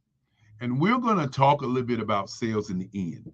And then also today's themes embodies merchandise. And why merchandise is very important, because I submit to you that the merchandise that your company has or sells, whether it's t-shirts, hats, caps, ink pens, or whatever, are a part of your marketing mix. It's a part of your money mix, I should say, not marketing, but your money mix. So you got public relations that tells the story, that gets people to trust you. You got advertising that talks about the bells and whistles of what your company does. Then you have the marketing, and the marketing drives your product in front of your client. And your marketing is your salt. And then, of course, you got merchandising, which is also a part of your money mix. Let's talk about sales and why sales is so valuable. Sales is the lifeblood of your company. Many times people will start a company and they will say things like, well, I'm not good at sales. I don't like sales. Sales is just not what I do. And so what I want to submit to you this morning is that you must understand that you sell every time you open your mouth. You sell every time you put on the clothes that you wear. You sell every time that you walk into the room. So when you say you don't like sales, you have to also understand, then why do you dress the way you dress? Why do you talk the way that you talk?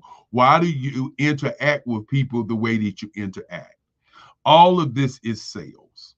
Now, understanding how to sell is altogether another situation.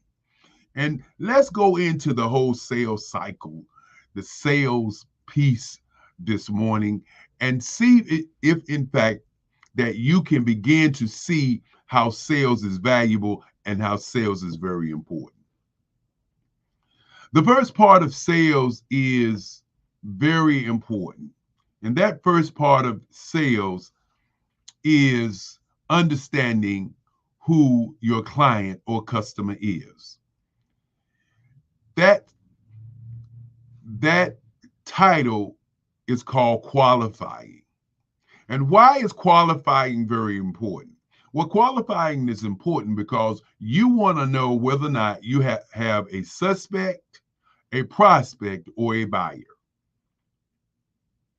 How do you find out if you have a suspect, a prospect, or a buyer? The way that you find that out is by qualifying that client, by asking that client qualifying questions. If you're selling water products and you're talking to a person who does not need them, then you're explaining to them what you're selling. Qualifying your client is the very essence of sales. Before you even begin the sales cycle, qualifying that client is very important. And when you qualify that client, you must have 15 questions that you can ask about what your business does to that person so that you can find out whether or not you got a prospect, suspect, or a buyer. And what I mean by that is, many times we go into a conversation with a client or a conversation with an individual and we don't ask any questions. we don't qualify them. So we spend 2-3 hours working on proposing our product. You notice I chose my words kind of carefully there because sometimes people believe they're selling their product. No, you're proposing your product to someone. What I mean by that is you're discussing it, you're putting your vigor in, your energy in, you're talking about it with great zest, and the person that you're talking to is truly not interested. And you find yourself spending hours of your time doing that, and that is in lies the biggest challenge of your time. So the qualifying round is incredibly the most important part of the round of your sales because it opens the door, it tells you whether or not to go forward, and it also saves you time. Now, once you qualify, the next area that you must begin to do is to talk about who you are, what you have, and begin to give that person what I call references about what you are as a person. You sell that person on who you are. I want you to listen to what just happened. First, you qualified. Then, once you qualify the person and that person begins to be a buyer, then you want to, what we call, share with them information about who you are and what you have. In other words, you are creating a trust there. Now, once you create that, once you sell the person on who you are, now it's time to sell your product or service with features and benefits. Now, these features and benefits and these services have to be a part of what you got or learned during the qualifying round. That's why the qualifying round is very important. The qualifying round is 15 questions or 8 questions of what you need that buyer to understand about your services and what your buyer is saying in reference to what you're saying about the questions that you're asking. And so when you begin to sell your product, you want to put the features and benefits down. And those features and benefits align with what you and the client or customer have talked about during the qualifying round. Once the selling of your services or, sharing the information, now it's time to close. And this is where the customer becomes the most what we would call disinterested, looking for excuses, gets more rigid, gets more on the defensive when you begin to close. But when you do a great qualifying round, the close is already done. Okay? And you close on the statements that the person that you talk to or the client that you talk to in the qualifying round. As you can well see, everything backs up to qualifying your client. Many times when you don't qualify your client, you spend a lot of time just talking. And once you close the client on the features, the benefits of what that client is looking for, then the most important thing to the sale is signing the documents. No sale is complete until you sign the documents. And after signing the documents and getting all the things in place, the next piece is to ask for referrals. Many times we go into the sale and we do a great job and we get the sale when we ask for the order, we get all the paperwork signed, and we say, thank you very much, and we rush to the next customer. We don't take time to look at that customer who 9 times out of 10 has more clients who want the same thing that that person wants. So we don't ask for referrals. The referral business is always the great business. And let's back up just a moment and talk about customers. Many people who are in business, who started business, would come and say, I've been in business for over 25 years, and I'm still looking for new customers. I want to submit to you that if you're in business for over 5 years, or 10 years, or 20 years, that the real customer that is right in front of you when you're looking for new customers is your old customers. Today, I want you to take the time and look at your database and look at all the customers that you've had in the past and give them a call and ask them, how can you serve them?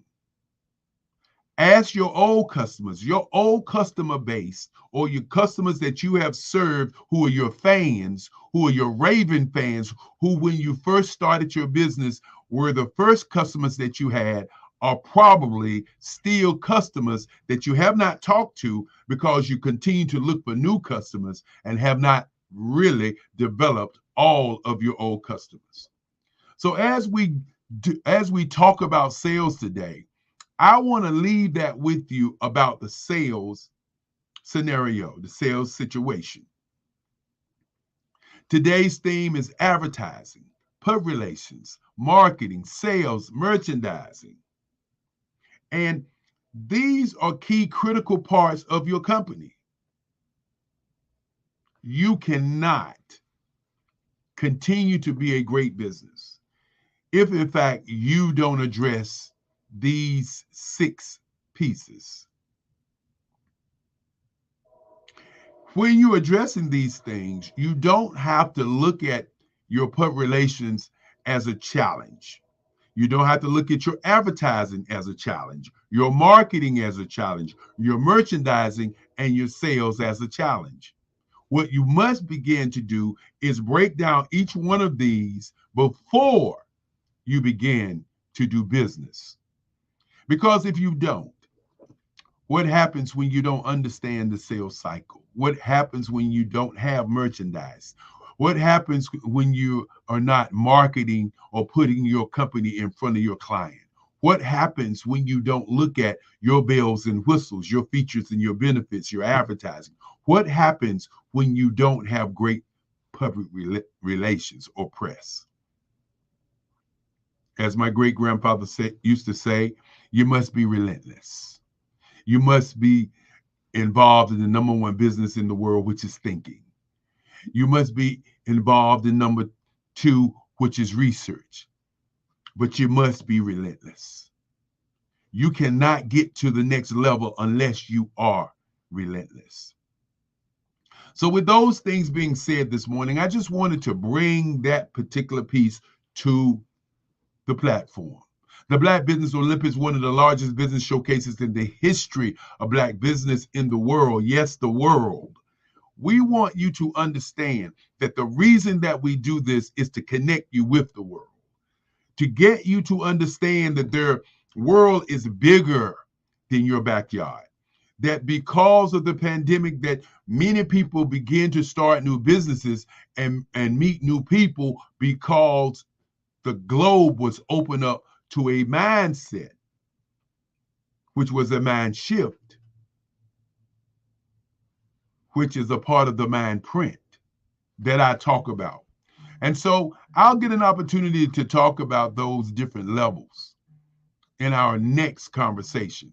But as we continue to say, genius is common.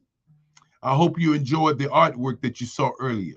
I hope you saw how we set this whole conversation up for you so that you can see that on this day, which is the second day, which we talk about advertising, public relations, marketing, advertising, and sales, how all these things work together.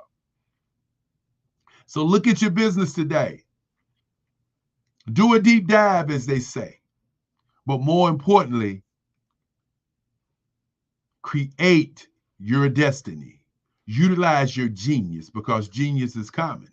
And I'll bring back the guy all the way from Africa, who's doing a great job, young man that I truly am proud of. I'm going to bring back Nathan Malinga. Hey, Nathan, how's it going? Hi, Dr. Eric. Wow, that's very great. I'm happy that you've shared some insights on marketing. And I think the fun fact that you don't know is that I've done marketing. I've done marketing and I've done digital marketing as well. And it's been a pleasure for you to share those insights with the rest of everybody that is watching. Otherwise, thank you so much. From me, I don't have any questions unless you do have a question to ask me. Well, I don't have any questions to ask you, young man. As we say, genius is common.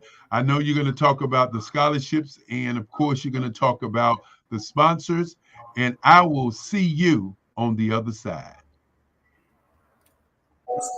Thank you.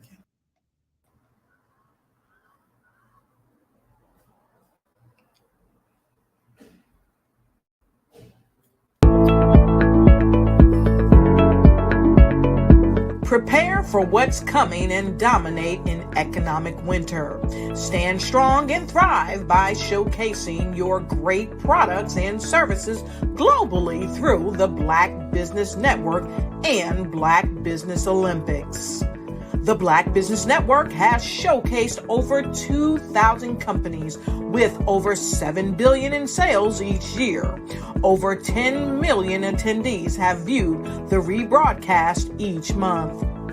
Through the Black Business Olympics, unique styles of business training and mentoring are turning students into business owners and entrepreneurial warriors who will dominate in any economy.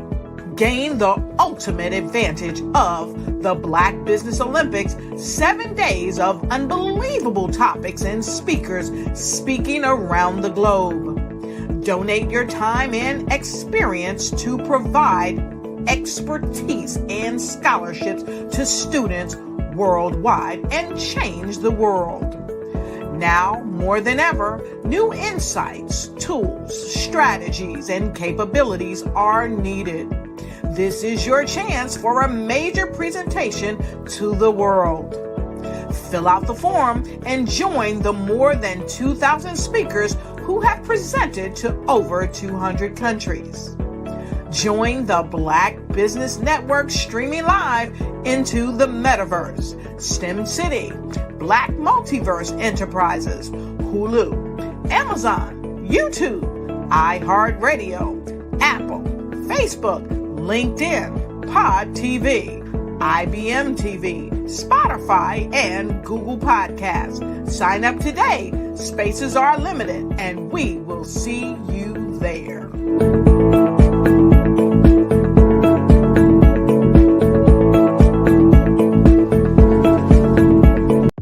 The Black Business Network and Black Business Olympics are essential platforms for Black business owners globally.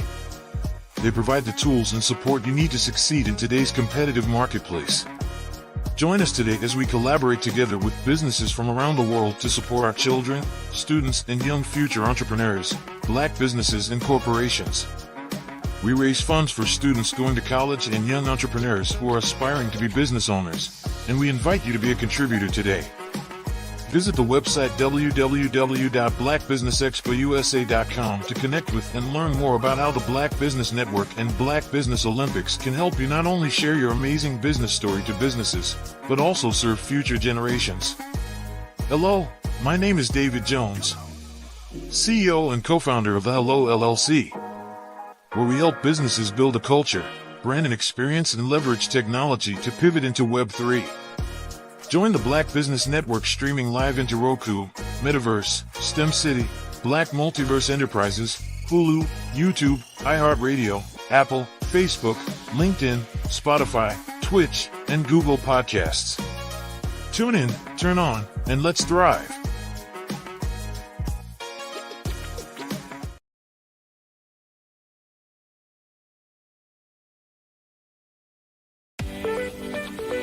You are in the right place at the right time. The Black Business Network opens again for its Black Business Olympics, a 24/7 broadcast on business, strategies, global branding, social media marketing, finance, advertisement, and much, much more. Featuring the top, most powerful entrepreneurs and speakers and thought leaders from all around the world as they gather together for this phenomenal event.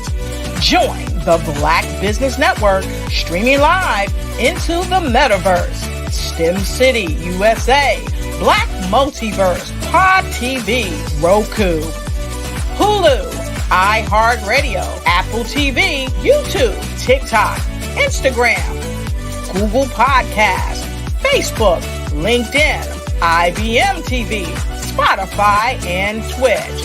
Tune in today and be a part of this amazing movement.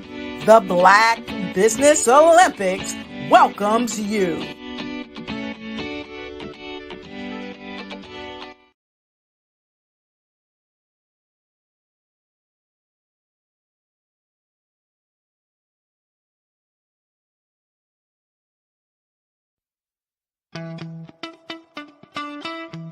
How many times have you been asked to help someone you didn't even know? A student, a business entrepreneur?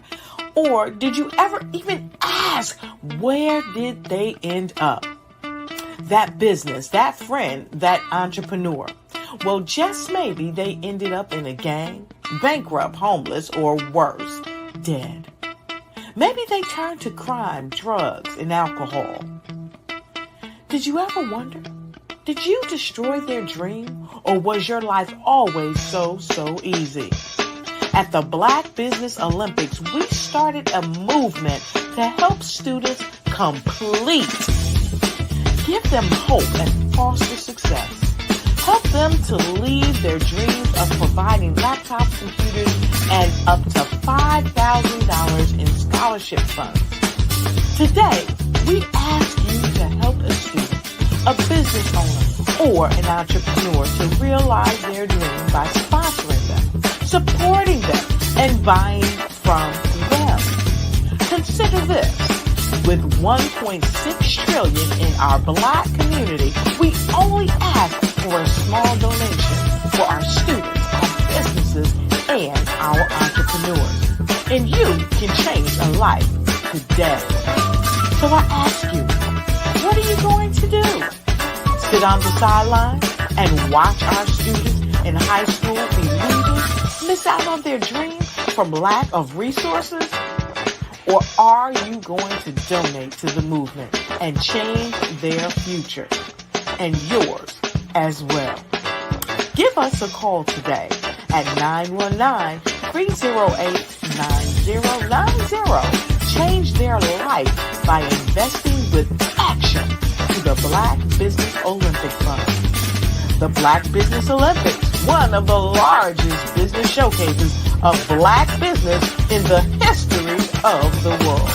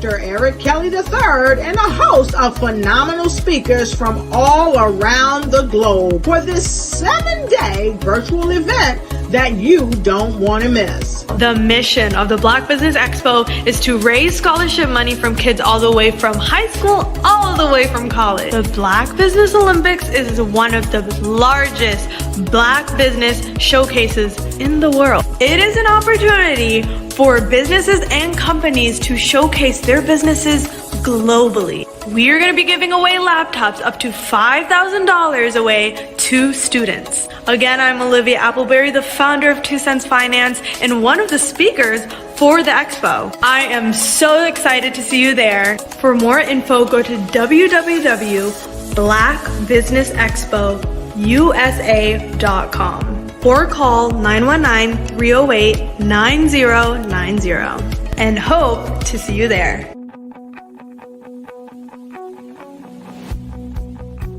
I am Black Business.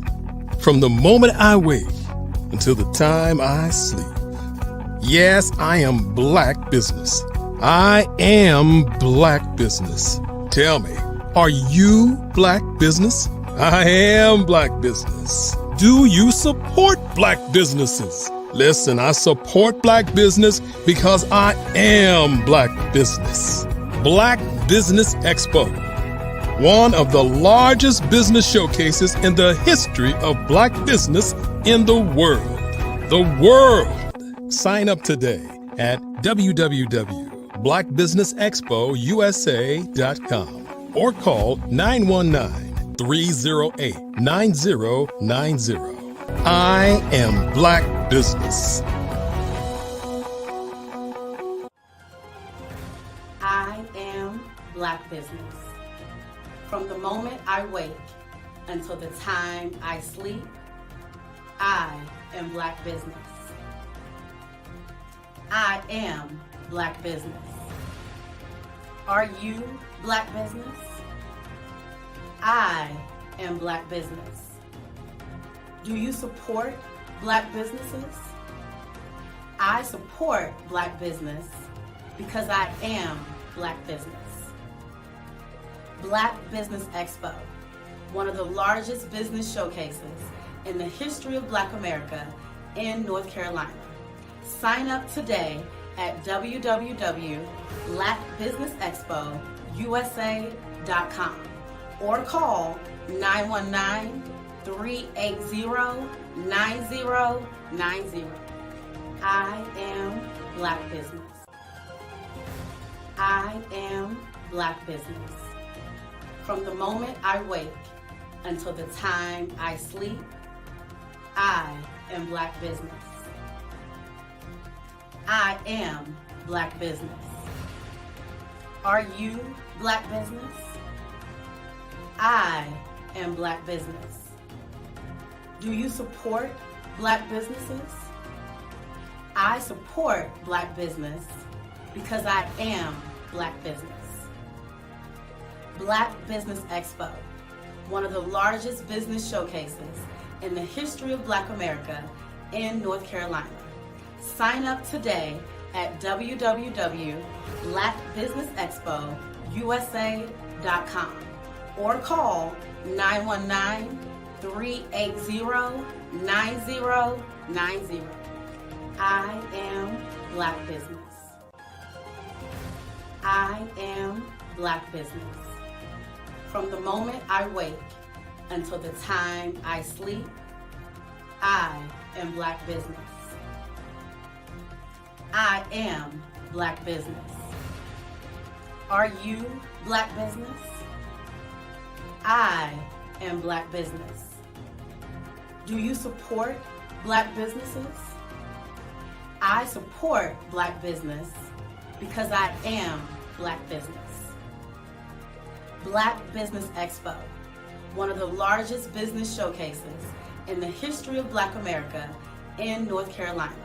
Sign up today at www.blackbusinessexpousa.com or call 919-380-9090. I am Black Business. I am Black Business.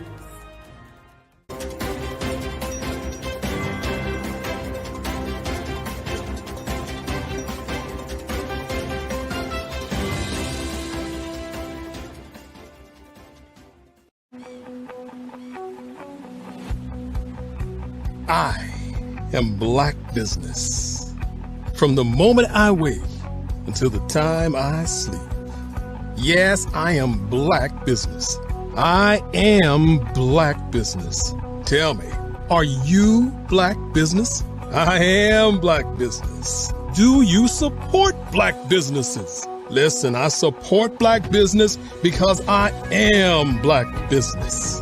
Black Business Expo, one of the largest business showcases in the history of Black business in the world. The world! Sign up today at www.blackbusinessexpousa.com or call 919-308-9090. I am Black Business.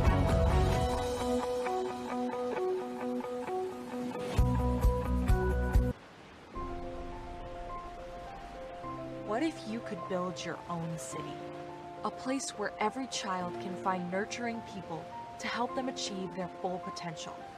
A place where every adult can access job training support, where health education is abundant, where social justice ruled the land. A place without limitations. Welcome. You have arrived at STEM City USA. It is what every city should be. A safe and trusted community where you find people and resources to help you become everything you are and beyond. STEM City is unlike anything you have ever experienced. It is a digital twin of the world around you, only better. STEM City is about energy and soul renewal. It is more than a digital world. You can almost feel the power of live cultural events, music, and theater. STEM City promises a better future for children with caring mentors and hands-on activities with dedicated tutors to support our youth. STEM City is your passport to a healthy lifestyle with weekly events addressing our community's many issues. STEM City is your financial well-being with helpful information on wealth management, career advancement, job training, and so much more. STEM City is the community you deserve. It is the city where your dreams can come true. STEM City USA, a place in the sky that is accessible to all who reach for the stars.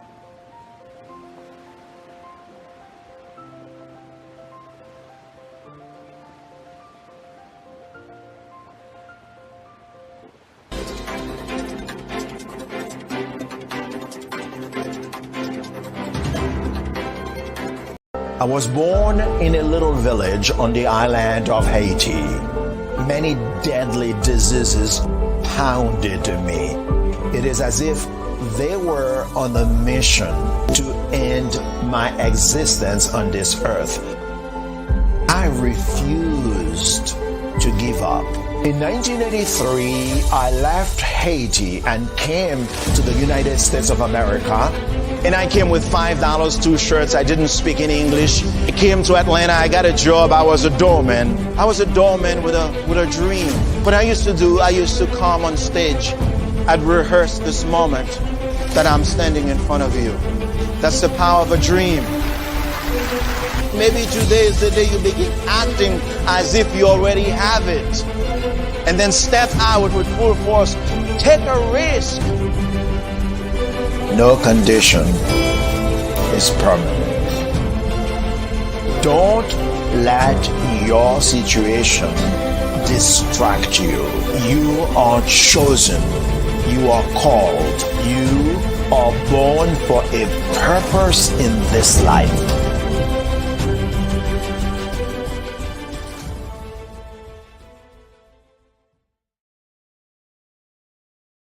Phenomenal Tanya T. Wise, who is here from the great state of Maryland. Tanya, welcome and thank you for being with us today. Can you indulge our audience a little bit and tell them just a little bit more about who you are and what it is that you do? Well, I love being able to talk to people and have a magnetic attitude, being able to just show them. So I always like to say, level up is Coach at Tanya T.Y. is here. So can you tell our audience, just give them a teaser about what your presentation will be about? So my philosophy is that we should all be living our dream life. So tomorrow I'm going to talk about how you start living your dream life. What are some of the things that you thought about in your childhood that you just kind of let go and dormant? Wow. And I want to reignite that and just give you some pointers and some tips, some tools, some strategies to be able to start living your best life now. And guess what, Rhonda? And leave an inheritance for your legacy. Oh my goodness. Okay, I know that's resonating with a lot of people. I've heard that you have a dynamic coaching program. Can you tell us a little bit more about that? Absolutely. So our coaching program help people that have the lack of time, that lack strategies, and lack the confidence to go after their dream life. So we help them implement tools, we help them implement strategies, as well as give them resources so that they can live their best life now and leave that inheritance. Wow. Oh, I love that. I love the leave the inheritance part. Listen, you are dropping some major nuggets, and I know a lot of what you're saying is resonating with a lot of people, but I think we're all curious. How did you even make this transition into the speaking and coaching arena? What's the story behind this? So I started out in finance, and I realized that a lot of people don't necessarily go after their dream life because of the lack of finances or the education behind finances. But it wasn't until I lost my firstborn, my only son, that life changed for me. And where I was going after it all, living the corporate life, hit my 6-figure income and living in my dream house with my dream man, driving my dream car. I nearly lost it all when I lost my son. And so I realized it only takes one financial catastrophe that can change your entire life. That's what made me start All New Beginnings. Because no matter what's going on in life, there's a new beginning. And because of that, we develop a program called Wise Minded. My little slogan is, don't just dream it, let's live it. If they want to connect with you or work with you, what is the best ways for them to be able to do that? Well, for my social media guru, you can connect with me on every single social media platform as Tanya T. Wise.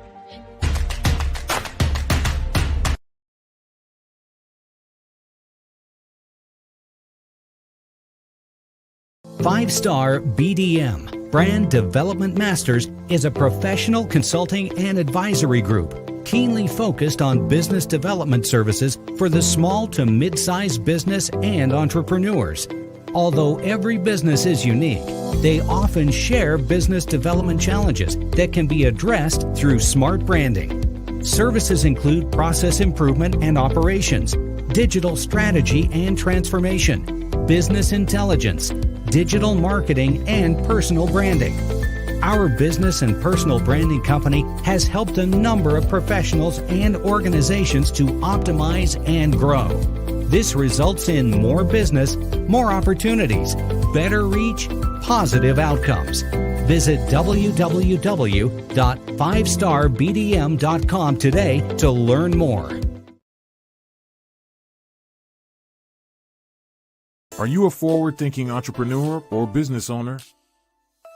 The world is changing faster than ever, and it's time to pivot and adapt to the future. Hello LLC is here to help you do just that. Hello stands for helping enterprises leverage leading-edge optimizations. Our innovative solutions can streamline operations, reduce overhead costs, and give you a competitive edge in a market projected to reach $5 trillion by 2030. By pivoting to the metaverse, businesses can tap into a rapidly growing market that is projected to be a significant part of daily life for 25% of Americans by 2026.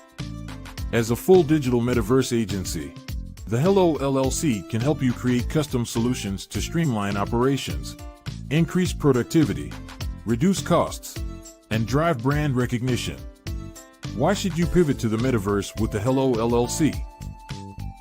By leveraging cutting-edge technology, you can provide immersive experiences for your customers, expand your global reach, and unlock new revenue streams. Contact us today to make the pivot.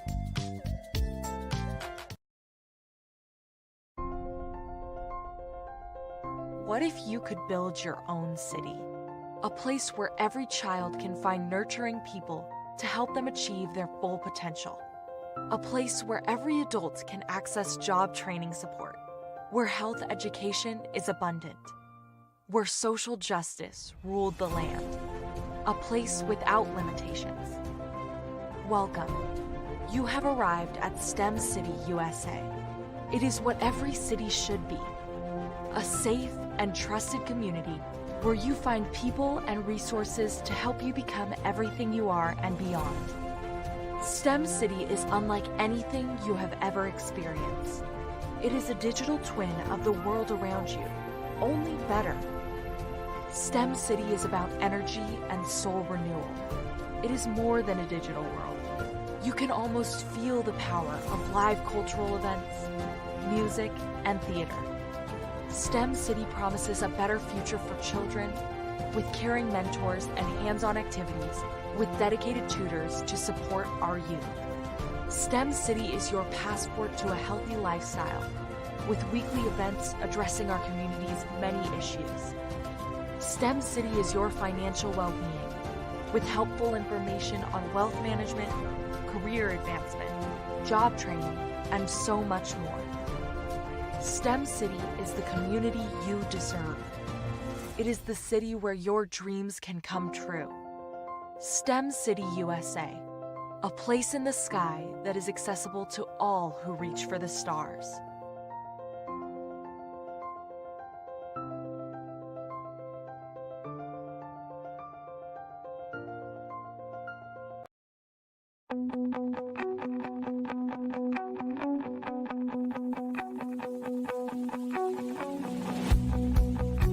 I am Black Business. From the moment I wake until the time I sleep. Yes, I am Black Business. I am Black Business. Tell me, are you Black Business? I am Black Business. Do you support Black businesses? Listen, I support Black business because I am Black Business. Black Business Expo, one of the largest business showcases in the history of Black business in the world. The world! Sign up today at www.blackbusinessexpousa.com or call 919-308-9090. I am Black Business.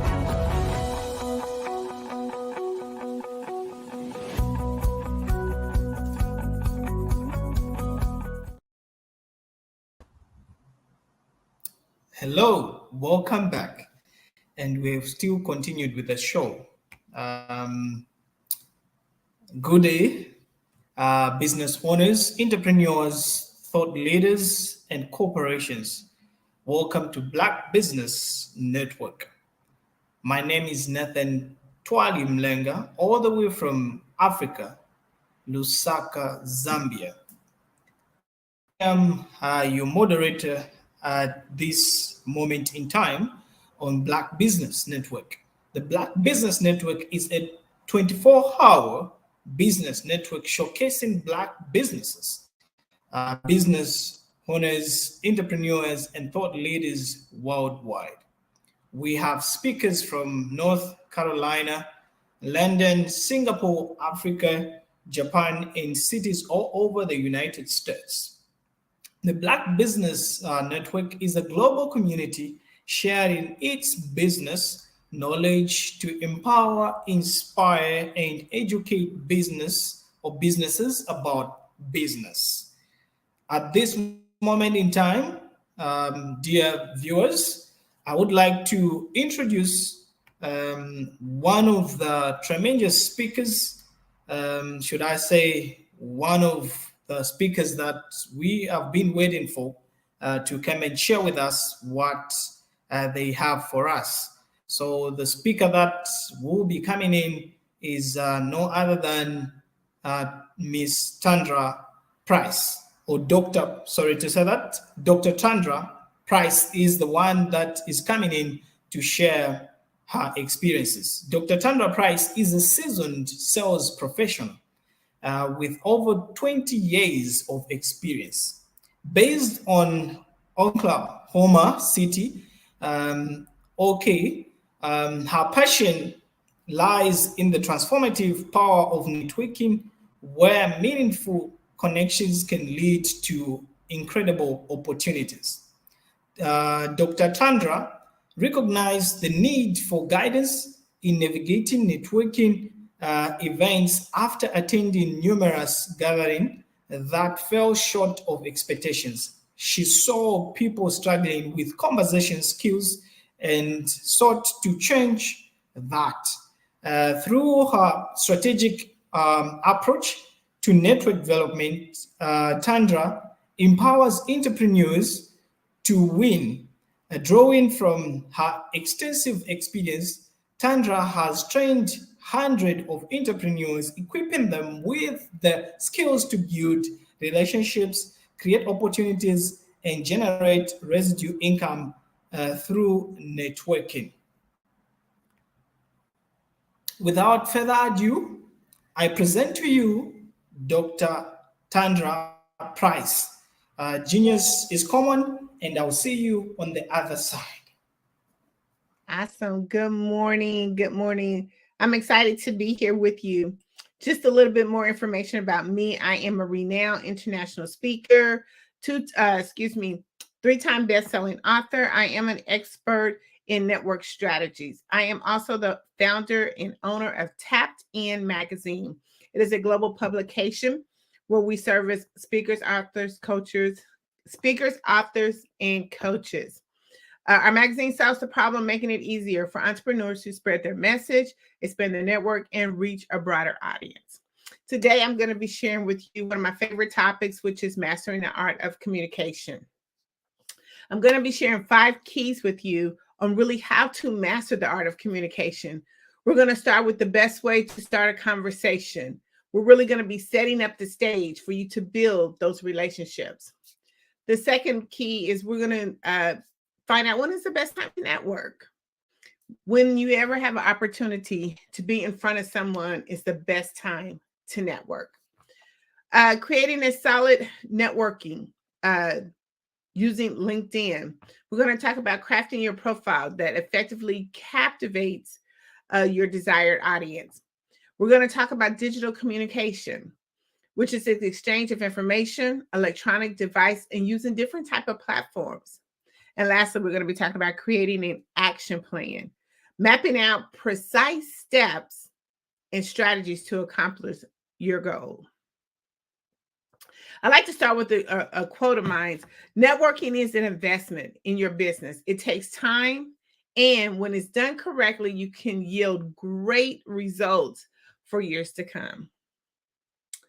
Networking, we can really be simplified for everyone, whether you're an introvert or extrovert, whether you thrive in networking or you find it challenging to start a conversation. I'm going to be sharing some, again, proven strategies and techniques that will equip you to seamlessly integrate networking into both your business and professional life. I want to start off with sharing some platforms to really optimize effective communications. We use these platforms all the time, and they really help us to be able to send our message out much faster, quicker, and effective. We first platform that we really use a whole lot, which is email, whether it's Google, Outlook, or whatever that may be. You use that as a form of optimizing your communication and being able to reach your audience on a consistent basis.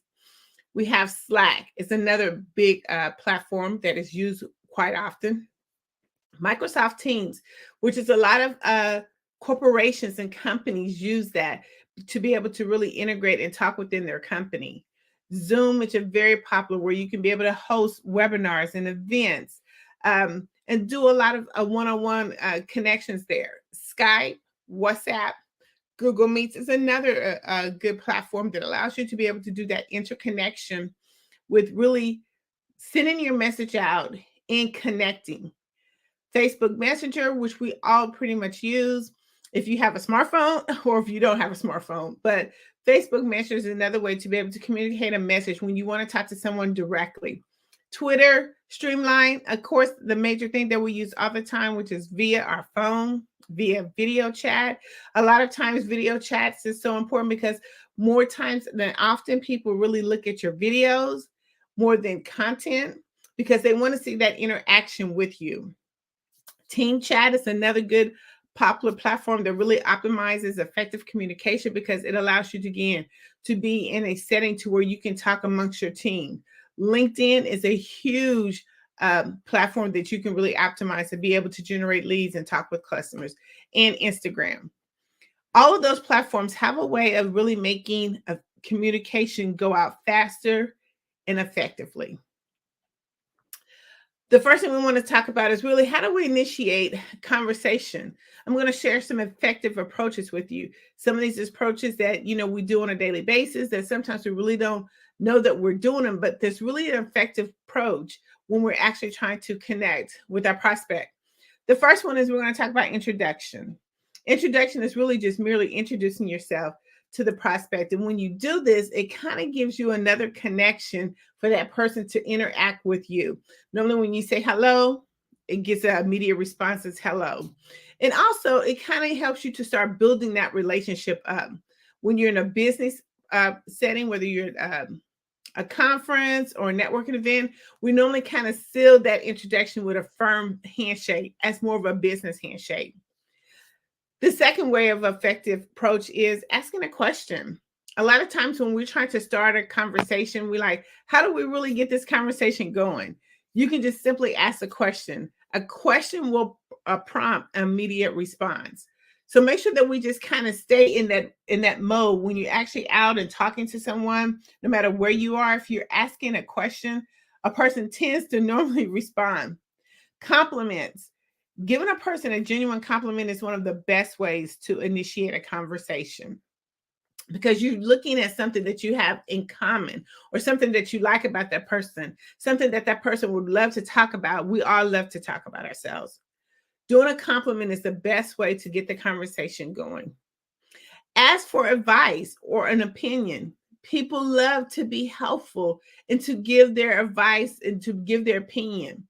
Always ask, ask or for advice or opinion is one of the best ways to really initiate that conversation, to get an immediate response going, to get some feedback going.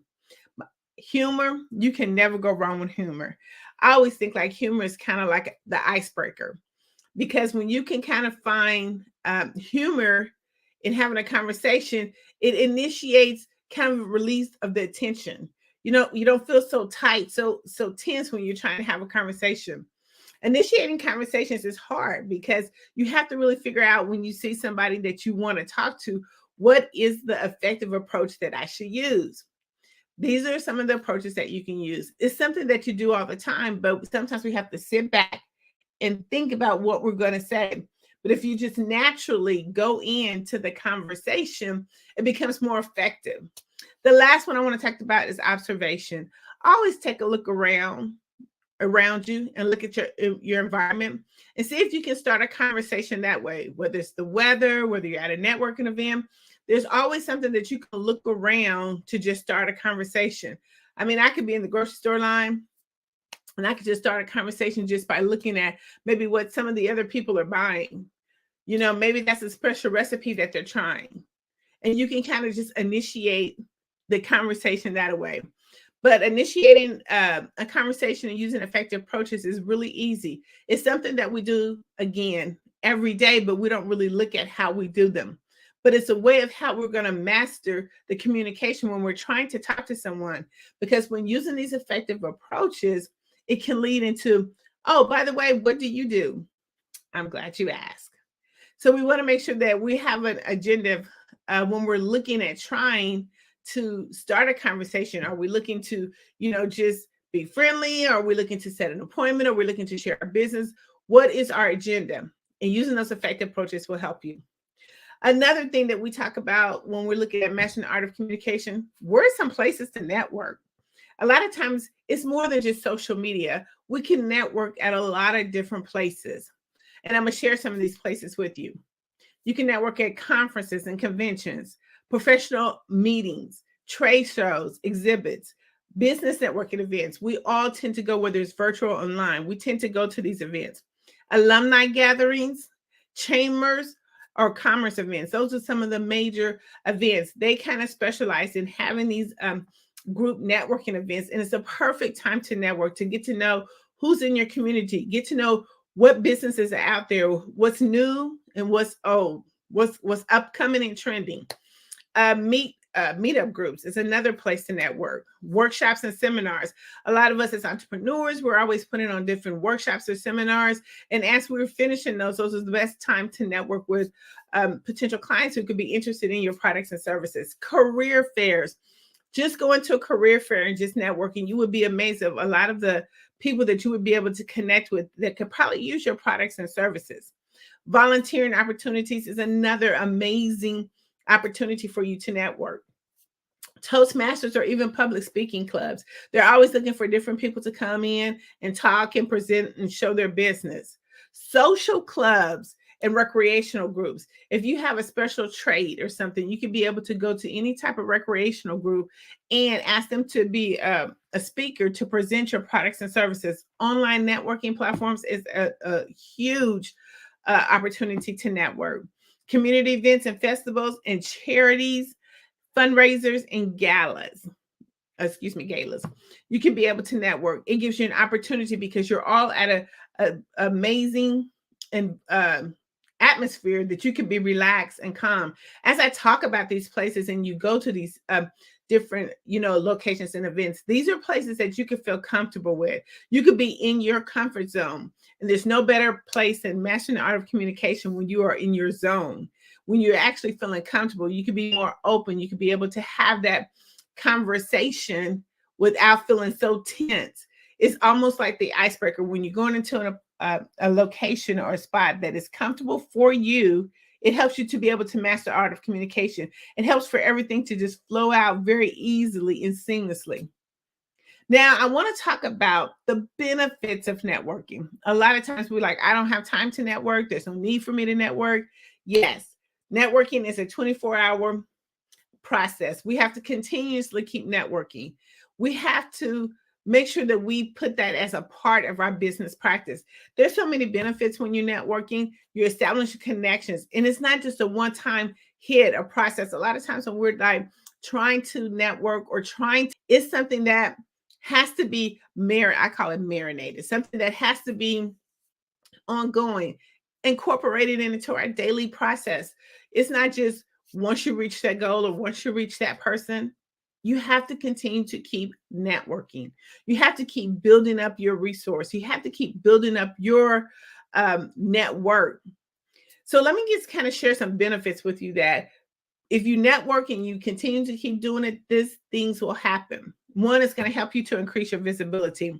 It helps you to be more recognized. It increases your chance of being considered for different opportunities. The more you network, the more visible you are. Collaborations. It leads you to partnerships and joint ventures that can be expand or reach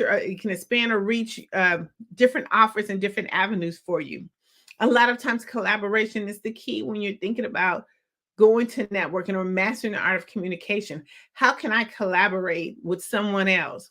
It gives you access to resources, information, tools.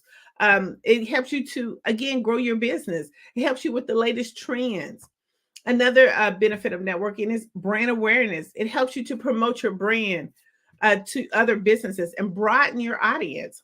A lot of times, even with your introverted and you don't like to talk, just having your brand out there helps get that conversation started. Access to decision makers. A lot of times when you're at these different events or you're on different social media platforms, it gives you to industries and it helps you to be able to pitch different ideas that other people could be looking for. It makes opportunities so easy. Again, industry trends. It helps you to know what's new, what's the latest thing that's going on. How can I incorporate my business with that? Because we always want to be that one-stop shop for our clients. So we want to make sure that we know what's new, what's the latest thing that's going, because you don't want your clients or customers to be going to other resources. You want to be able to go there, or you want to be able to have the information when your client is looking for it. And if it's something that you don't have or that you do, specifically, then you can be able to have your resource data bank and be able to say, I got the exact person for you. And the last benefit of networking, it helps you grow your business. I mean, as being an entrepreneur, networking can help you attract new clients, customers, investors, suppliers, and support your business growth. These are just a few benefits of networking. But when you actually start mastering the art of communication, these benefits will come in so seamlessly, and you will start seeing the growth and expansion of your business. But we have to make sure that we're doing it every day. We have to incorporate it into our business every day. It's one of the major parts of our business. We can't do business if we're not talking to anyone. So that's why we want to continue to master these skills. They've been proven effective skills that really work. But we have to create a plan. So it's not just we go out there and we network and we don't have a plan, or we're trying to master the art of communication and we don't have a plan. We got to create a plan. Any business, they always tell you, what's your business plan? So I always like to say, what is your plan when it comes to mastering the art of communication? When you're going out networking, or if you're doing networking virtually, or if you're at any of those type of events, what's your plan? Let's set a goal. That's the first plan. Let's set a goal. What are you really wanting to achieve? Whether you're at a networking event virtually or you're talking to someone, what are you trying to achieve? Are you looking to get a new client? Are you looking to just grow your business? Are you looking to just find contacts? What is your goal? When you actually go to these events and you have a clear vision of where you're trying to go, it makes it so much easier when you're trying to master the art of communication, because now you know exactly what you got to say, or you kind of can prep yourself to know what you're going to say. The second action plan is we have to do research. If you're going to any events, do research.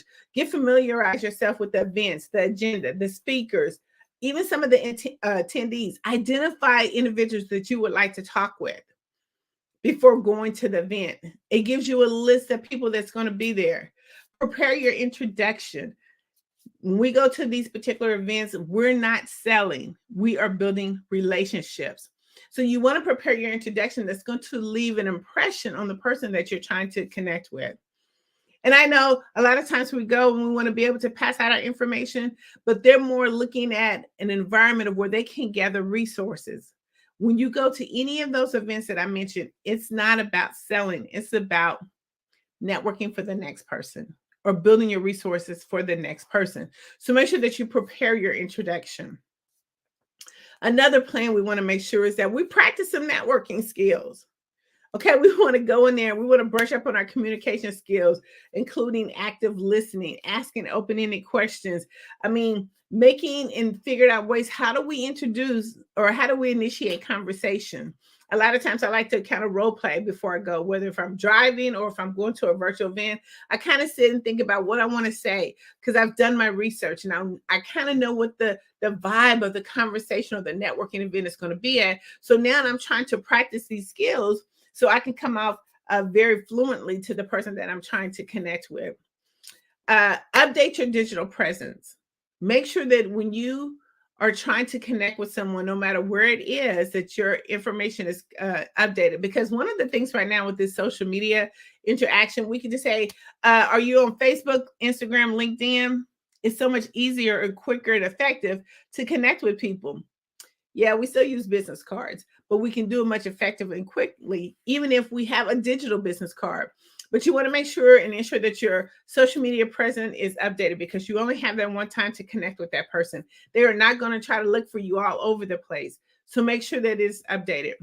Make sure you have the essential materials when you go to an event, or if you're out and about, make sure that your phone is charged up, whether you need a computer, whether you have paper business cards or digital business cards. Make sure that you have that information. You don't want to go and try to connect with someone and don't have the essential materials that you need to make the cross connection. Also, the next thing we want to talk about is connecting with, how do you connect? I mean, do you want to go there to make sure that you maximize your time? Connect with at least 5 people. Exchange that information. It is so easy today, again, with social media and our mobile phones. I mean, that is a computer in your hand. Connect with 5 people. Don't leave without connecting with 5 people because you want to be able to maximize the time that you've been there and you don't want your time wasted. So try to connect with 5 people. The last plan that we want to make of action is join the Facebook group. A lot of these events have Facebook groups. And the reason why they have Facebook group is to bring the communities together. This helps you with your research because you can find out who is going to be there. And it helps you connect with 5 people before you even get there. But it also helps you to be able to identify the person who you want to talk with. It's a way of just breaking the ice. It gives you insight and it helps you start building relationships even before the event. So join the Facebook group. And you can kind of start, again, when we talk about connecting with them on social media, you already have that information on how to connect with them on social media, and it makes it so much easier.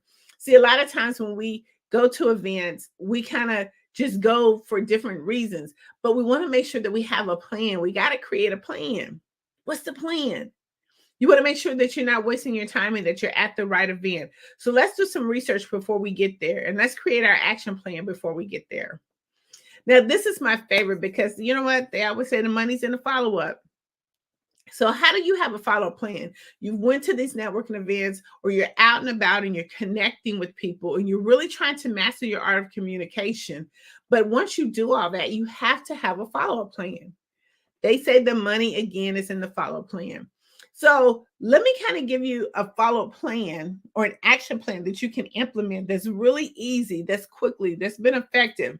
The first thing you want to do is schedule a meeting. So you have 24 to 48 hours to connect with someone after you have actually met them. And the reason why you only have 24 to 48 hours is because life happens. People will forget about you. But what you want to do is make sure that you send them a personalized text or email to say, hey, it was nice meeting you. Can we get together Tuesday or Wednesday of next week? And because we've done some active listening, then now we can kind of even put a couple of tips or nuggets that we've learned from talking with them into our response so they can kind of remember who we are. They'll be like, oh yeah, he's a Chiefs fan. Oh yeah, he was at the Super Bowl or something of that nature because of the conversation that you have. But again, you only have 24 to 48 hours. So schedule that appointment. When I go to events, I'm right there again on my handy dandy phone. I connect with them. And then I say, hey, by the way, are you available Monday, Tuesday, and Wednesday? We all have our calendars on our phone as well, so we can immediately schedule that appointment. So they already know. That's one of the quickest ways to fill up your calendar schedule. Again, the follow plan is make sure you connect with them on all social media platforms, LinkedIn, Facebook, Twitter, Instagram, TikTok, connect with them so you can kind of get some information on who they are and what they do. You also want to be able to, as a follow plan, if you have their information, you have a digital card, it should immediately or somehow or another can go directly into your CRM system. You want to make sure that you have that because it helps you to be able to organize the contacts that you have made throughout the event. And once that's now actually put into your CRM, you can start sharing relevant resources with them. If you come across an article, a blog, a post, or something like that that you can share with them, it helps you to build a relationship. So you want to make sure that you have them in your CRM. Next, you want to start sharing information about them because you would have learned that from connecting with them on social media. You want to stay engaged with them and connect with them on a regular basis. We do that by setting calendar reminders. Like if you maybe talk to them this week or even before you go to an event, share maybe a valuable resource. Then after you have that appointment with them, stay connected. Maybe the next week you send them like, hey, it was nice meeting you, and then thereafter, put them in a rotation. So then when something does come up, you become top of mind with them. It's about setting up a plan. I want to talk about the next thing is about, effective communicators. So when we actually go to these events, we have to find what type of networker or what type of person that we want to connect with. What type of person are we when it comes to those events so we can be able to connect with that same type of group or individual. I'm going to share quickly with you a few effective communicators when it comes to networking events, virtually or in person. The first one we have is the social butterfly. This is the type of networker who is outgoing, charismatic. She enjoys the socializing and networking. They thrive on building relationships. and making others feel comfortable when they come to those events. So when anytime you go into a networking event, or again, virtually do a 360 Pemmican review, and you can find out who these networkers or these communicators are, because they're going to be located somewhere in the room just by their action. A social butterfly is going to be loud, very noisy, really trying to bring people into the fold. The next one you have is the expert. This is the type of network that is highly knowledgeable and skilled in their particular industry. They leverage their expertise to value insight and advice from others in the network. The third one, you have FOMO, fear of missing out. These are type of networkers that they don't want to miss any opportunities or connections. These individuals may attend numerous events, join multiple networking groups, and consistently seek to meet new other people in their group. You have what they call the digital markers, where people are only going to connect with you digitally. They'll go to a networking event. They won't take your card. All they're going to do is connect with you digitally. And that's really kind of the better way to network, because that's where everything is, digitally on the internet. But these are the type of people that will only network with you digitally. We have the buffet eaters, just going to the networking event just to eat, to enjoy the food. They don't want to have no networking time. They only want to be able to eat at the buffet. You have relationship builders. These are the networkers that prioritize their agenda when they go. They are designed to make sure that they go to the network to be able to connect with 5 people, make sure that they are doing an amazing impression.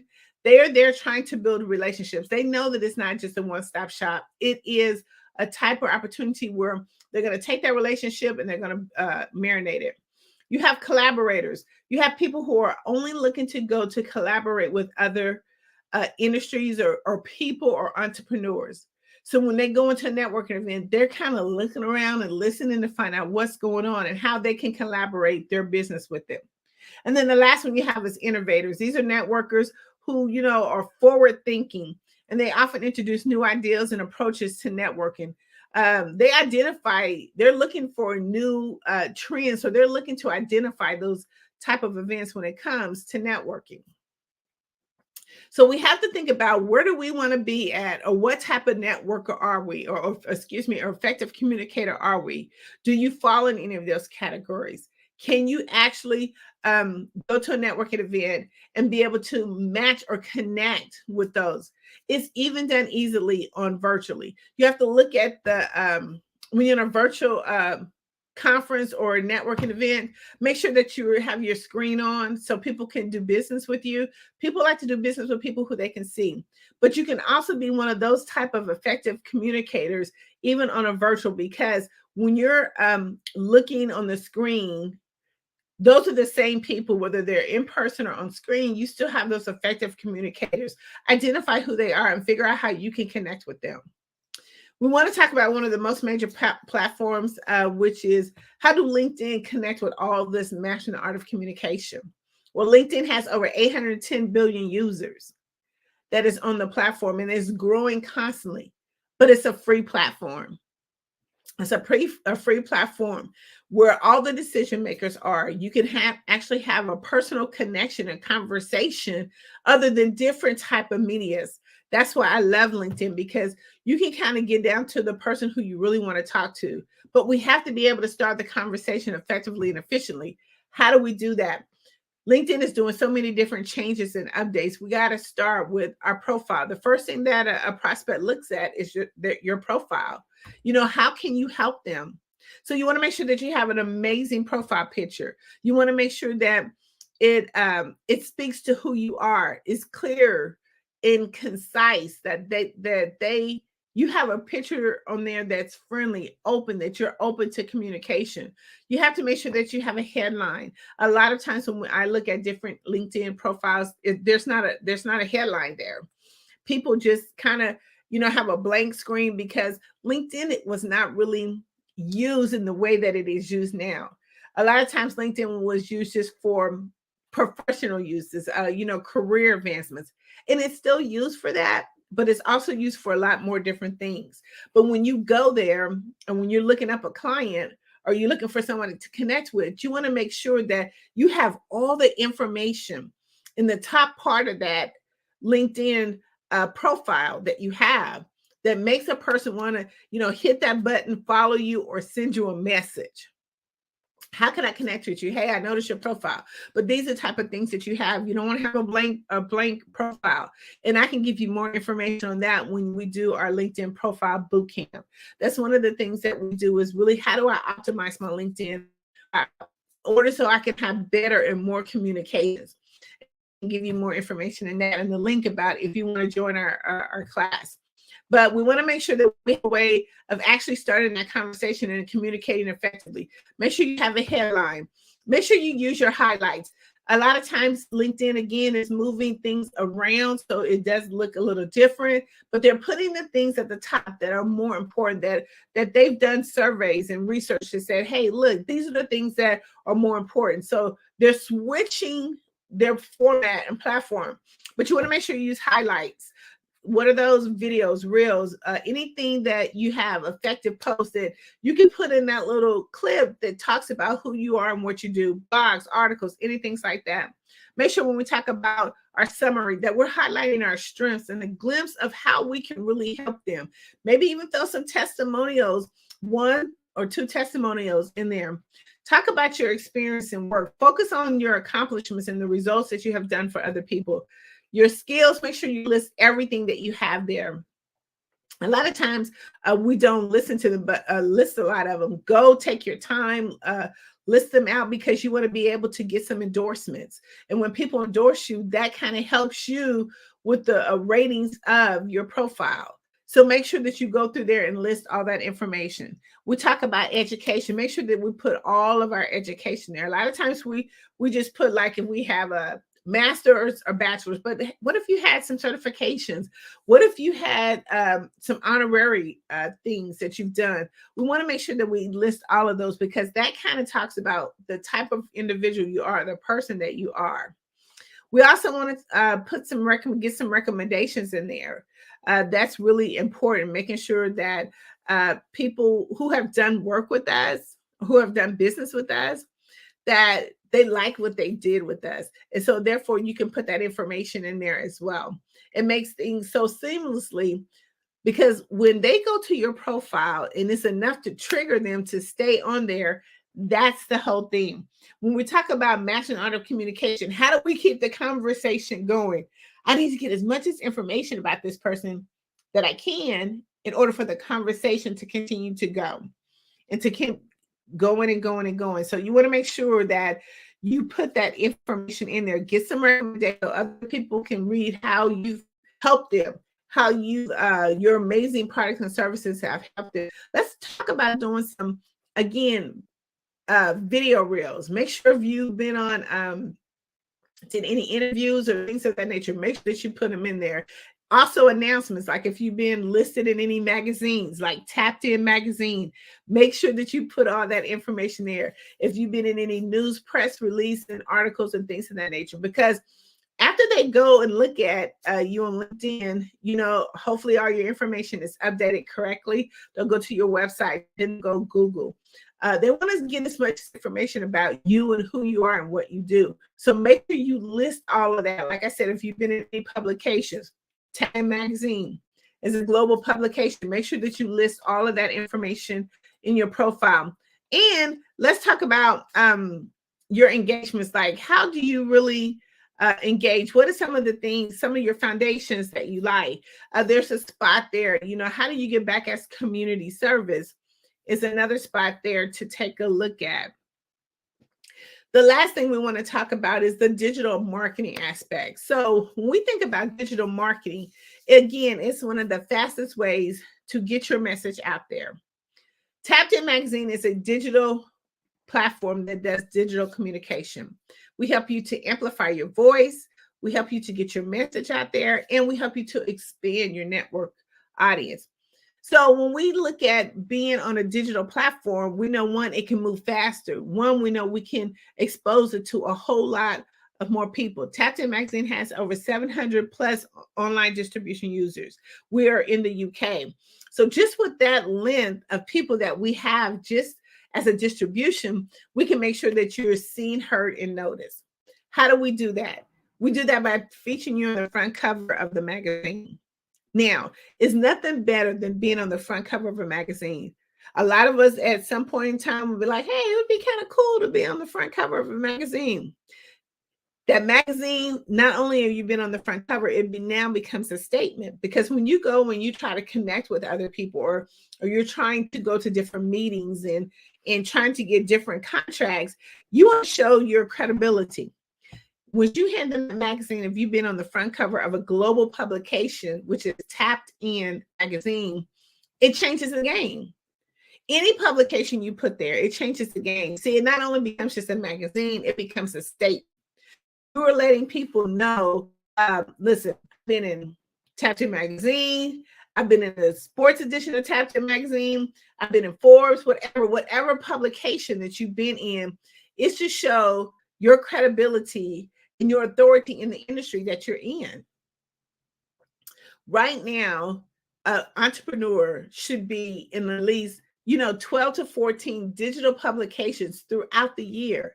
That means that you're expanding yourself. That means that you're expanding your audience. Each time you're in a publication, it gives you opportunity to a whole nother audience. 700,000 plus online distribution gives you to a whole nother audience. We were just at the Super Bowl, where we were amongst 343 media outlets. We were able to do a Tapped In magazine publication, and we handed that information directly to the media source. Why? Because it was a new audience. Why would you want to be in the hands of that many publications? Because people are looking for you. And when you can go and be in different type of publications at different times of the year doing different things, it expands you. It opens your audience up to a much bigger and broader audience. If you look at a lot of times back in the day, digital publication wasn't as popular as it is now. We did a lot of print. Tapped In magazine does print as well, because you definitely want to be able to have a table read piece that you can leave.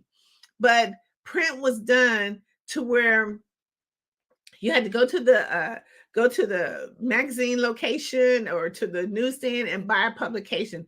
That's how they got it. And they made sure that they put it in different locations, like through all over the world.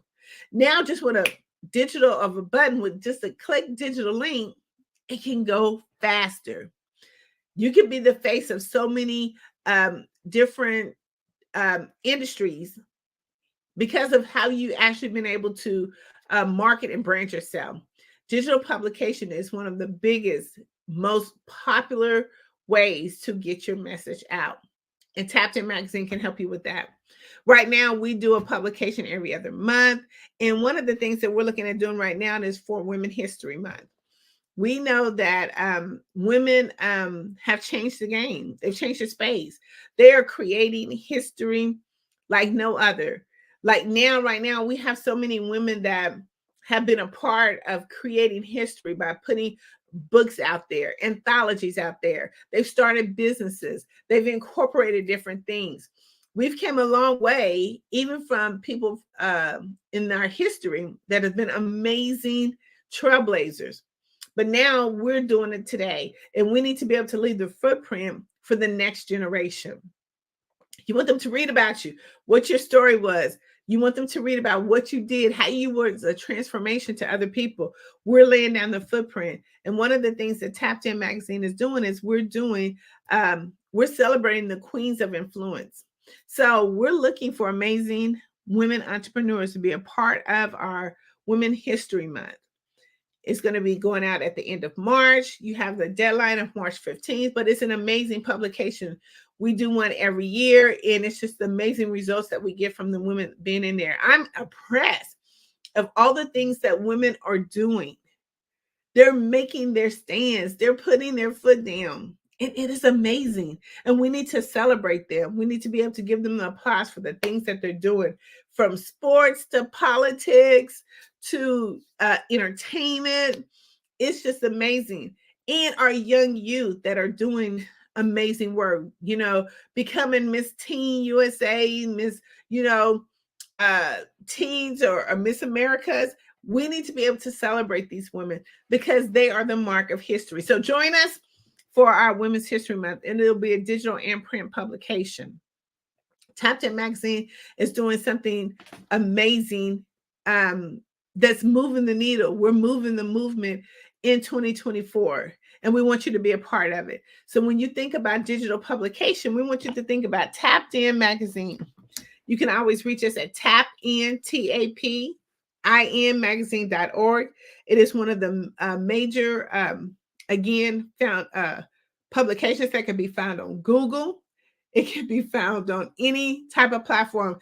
Google us up and look at some of our amazing publications that we've done. We also do publications for speakers, authors, and coaches. If you have a conference or something coming up and you want to be able to amplify those speakers that's in your conference, let people again know this is your conference. We design a publication specifically for your event. We design it, lay it out with you, and we help you to be able to promote that as well, not only to our audience, but to the audience that you are targeting. You want to leave a memorable gift for your audience when they come. Again, it not only becomes a publication, but it becomes a statement. This is what people will remember about your event when you have this amazing, captivating publication that you can leave with them. And it helps to be able to set the tone for your event and for the events to come after that. Because we want to make sure that the people that are in your event, that we highlight them to the fullest. We want to make sure that they are recognized on all different type of platforms. So let's think about, when we think about digital publication, that we're thinking on those lines. Let's expand. How do I go further? It's almost like a race. Mastering the art of communication and digital platform, it's almost like it's a sport. It's a contact sport. The more times you get, the more times you connect with your component, the more times and opportunities that you have to win. I guess I'm trying to use this analogy kind of good, but it is a contact sport. We have to connect and contact with our components in order to grow and to be in the winning space. So the more that you have an opportunity to connect to make a contact, then the more opportunities that you have to grow your business. And we want to make sure that we expand that, because when we get good and when we get great, guess what? More people want to see us. More people will be like, okay, just think about that. I mean, when you look at in the sports industry and we think about the same way as Mastering Art of Communication, when they became great, when they became exceptional, then guess what? And when people saw them, the more they kept putting themselves out there, then guess what? Recruiters start coming, right? Recruiters start coming in and say, okay, I want to connect with you. And that's the same way that we do when we're looking at expanding our network base. But we want to go and master this thing. We want to master the art of communication. And we do that in those particular ways. How can I be good at being good? How can I make sure that people know who I am and what I do? We have to make sure that we follow the Mastering the Art of Communication, these amazing strategies that I've shared with you, that you master those. We practice those and then we put them into place, because the more that we are seen, heard, and noticed, the more people are going to want to do business with us. The more that we put ourselves out there, the more people will want to do business with us. So we want to make sure that we're at the forefront of everyone. We want to make sure we're at the forefront of our clients, because if you're not, then they're going to want to do business with other people who are more visible, who are mastering the art of communication. And that's where Tapped In Magazine comes in. Again, we do our LinkedIn optimization program to help you to really master that platform of over 810 million users. We want to make sure that you're able to master that platform. We also help you to do that in several different ways. We optimize your LinkedIn platform. Then guess what? We're going to show you how to make those connections with those decision makers. We want to be able to put a plan in place, an actual plan in place that will help you to be able to grow your LinkedIn.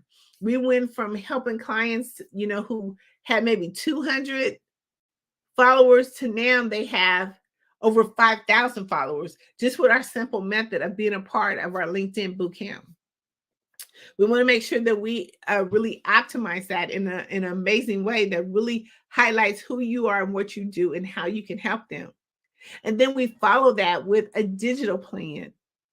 We want to make sure that, okay, now we've got you real set. You're getting clients coming in, you're making those connections, you're setting those appointments. But now we want to take it just a little bit further. We want to make sure that just not only these 810 million users see you, but we want to make sure that your audience is still moving further, reaching other demographics, reaching a more, diverse audience. And we do that through our publication. Again, we have over 700 plus online distribution users, and we are in different locations. Again, we were at the Super Bowl of Media Week, had amazing opportunity to put your information right in the hands of over 343 media outlets. That's huge. We become your PR. We become your marketing agent to help you to be able to reach your goal. Just like here on the Black Business Olympics, it is something that is where you're reaching thousands and thousands of people through this publication. This is online. This is digital. You'll be able to showcase your business to a broader audience who are looking for you. They're looking for you. So we want to make sure that we're utilizing all of our resources that we have in order to be able to maximize what we're doing. We look at every opportunity that we can to be able to master the art of communication. To master the art of communication. Again, go to tapinmagazine.org to get all the information and to even set an appointment with me. Hi, Dr. Tendra. How are you? I'm good. It's good to hear from you and those who are very insightful. Actually, most people don't know that they can network with anyone and any moment and any time. And what you've just shared is what we really need. Yeah, thank you so much. Otherwise, if I had questions, I was going to ask you questions. But okay. All I can say just thank you and thank you for coming. You're welcome. Unless you have questions for me. No, we're good. Listen, Genius is coming and we'll see you on the other side. Yeah, thank you. Thank you so much. That was Dr. Tendra, who was speaking on how to network and the issues to do with sales.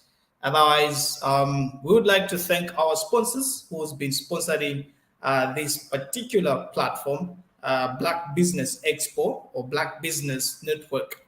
The Black Business Expo's mission is to raise funds for high school seniors going to college or K2 entrepreneurs. This expo is a fundraiser for students.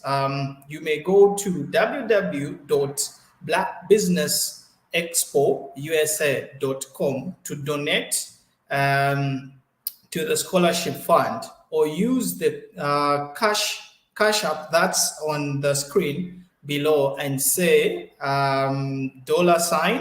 $BBX USA. Our goal is to give laptops and up to $5,000 to 10 students can register, and students can register online at www.blackbusinessexpousa.com. Every dollar counts, so we want to remind you to donate to the scholarship fund.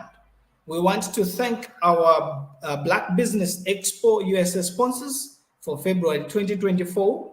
We want to thank NC100, Moody Capital Partners, Sudi Soul, Lotus Reach coaching and training.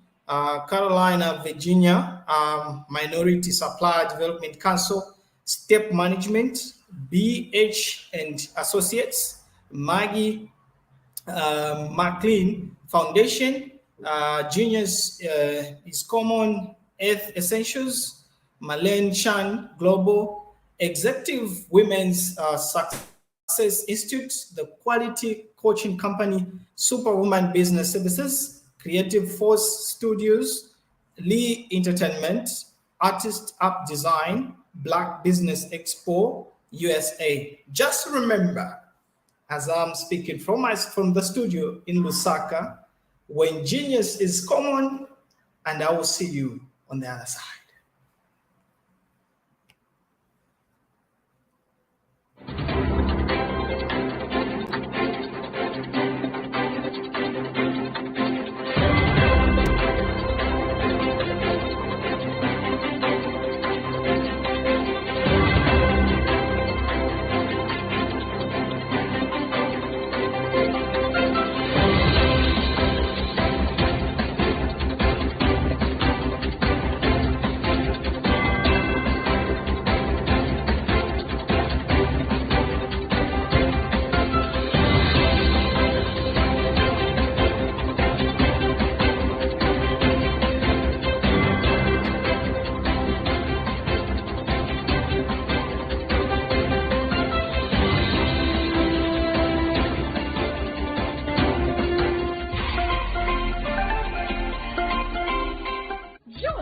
Dr. Eric Kelly III and a host of phenomenal speakers from all around the globe for this 7-day virtual event that you don't want to miss.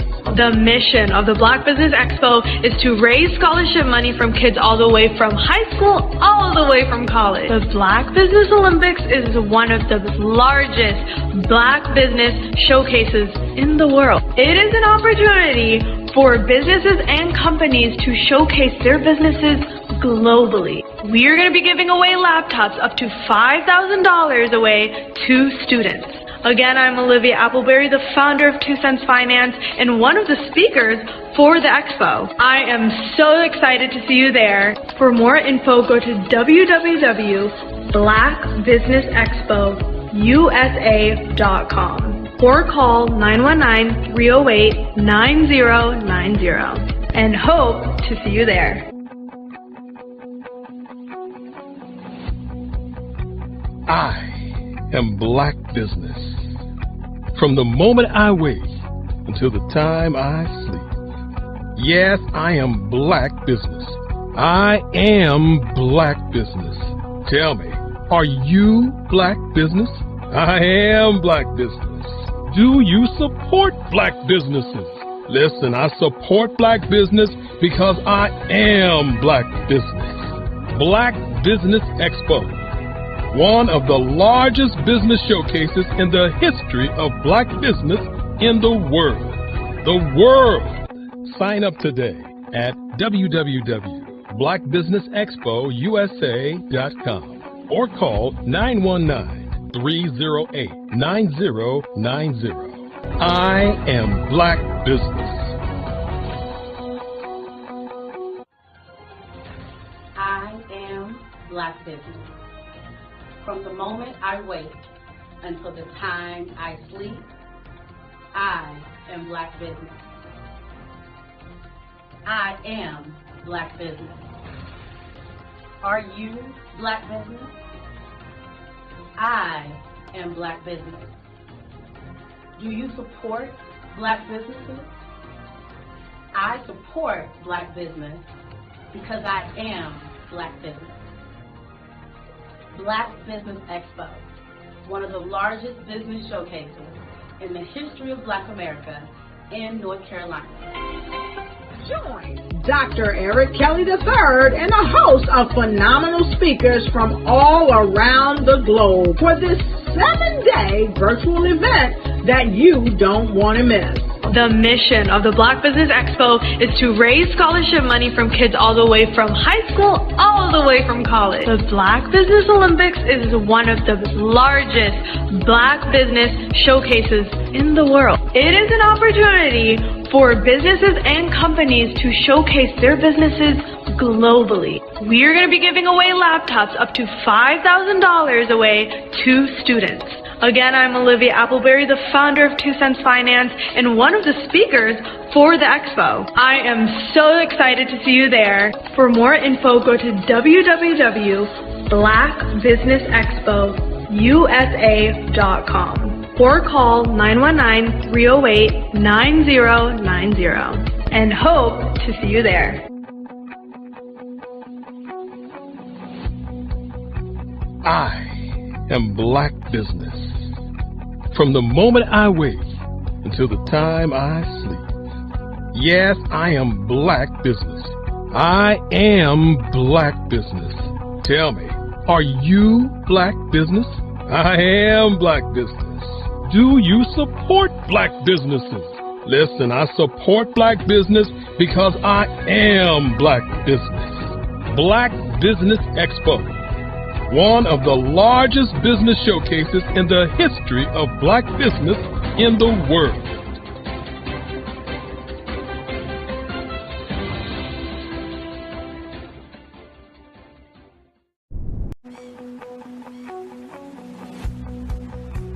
I am Black Business. From the moment I wake until the time I sleep. Yes, I am Black Business. I am Black Business. Tell me, are you Black Business? I am Black Business. Do you support Black businesses? Listen, I support Black business because I am Black Business. Black Business Expo, one of the largest business showcases in the history of Black business in the world. The world!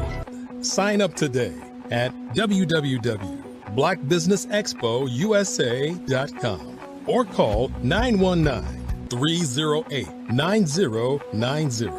I am Black Business.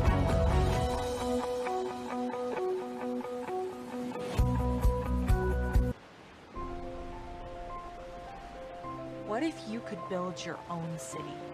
A place where every child can find nurturing people to help them achieve their full potential. A place where every adult can access job training support, where health education is abundant, where social justice ruled the land. A place without limitations. Welcome. You have arrived at STEM City USA. It is what every city should be. A safe and trusted community where you find people and resources to help you become everything you are and beyond. STEM City is unlike anything you have ever experienced. It is a digital twin of the world around you, only better. STEM City is about energy and soul renewal. It is more than a digital world. You can almost feel the power of live cultural events, music, and theater. STEM City promises a better future for children with caring mentors and hands-on activities with dedicated tutors to support our youth. STEM City is your passport to a healthy lifestyle with weekly events addressing our community's many issues. STEM City is your financial well-being with helpful information on wealth management, career advancement, job training, and so much more. STEM City is the community you deserve. It is the city where your dreams can come true. STEM City USA, a place in the sky that is accessible to all who reach for the stars.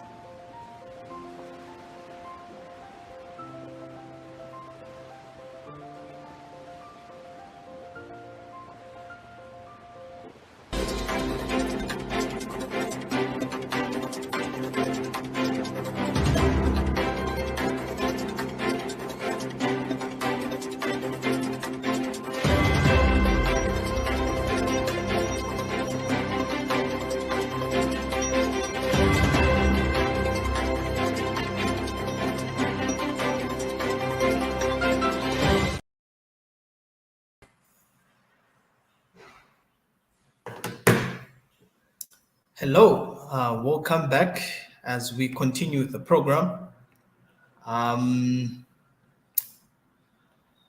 Good day, ladies and gentlemen. Good day to you, our viewers, and thank you for being with us up to this time.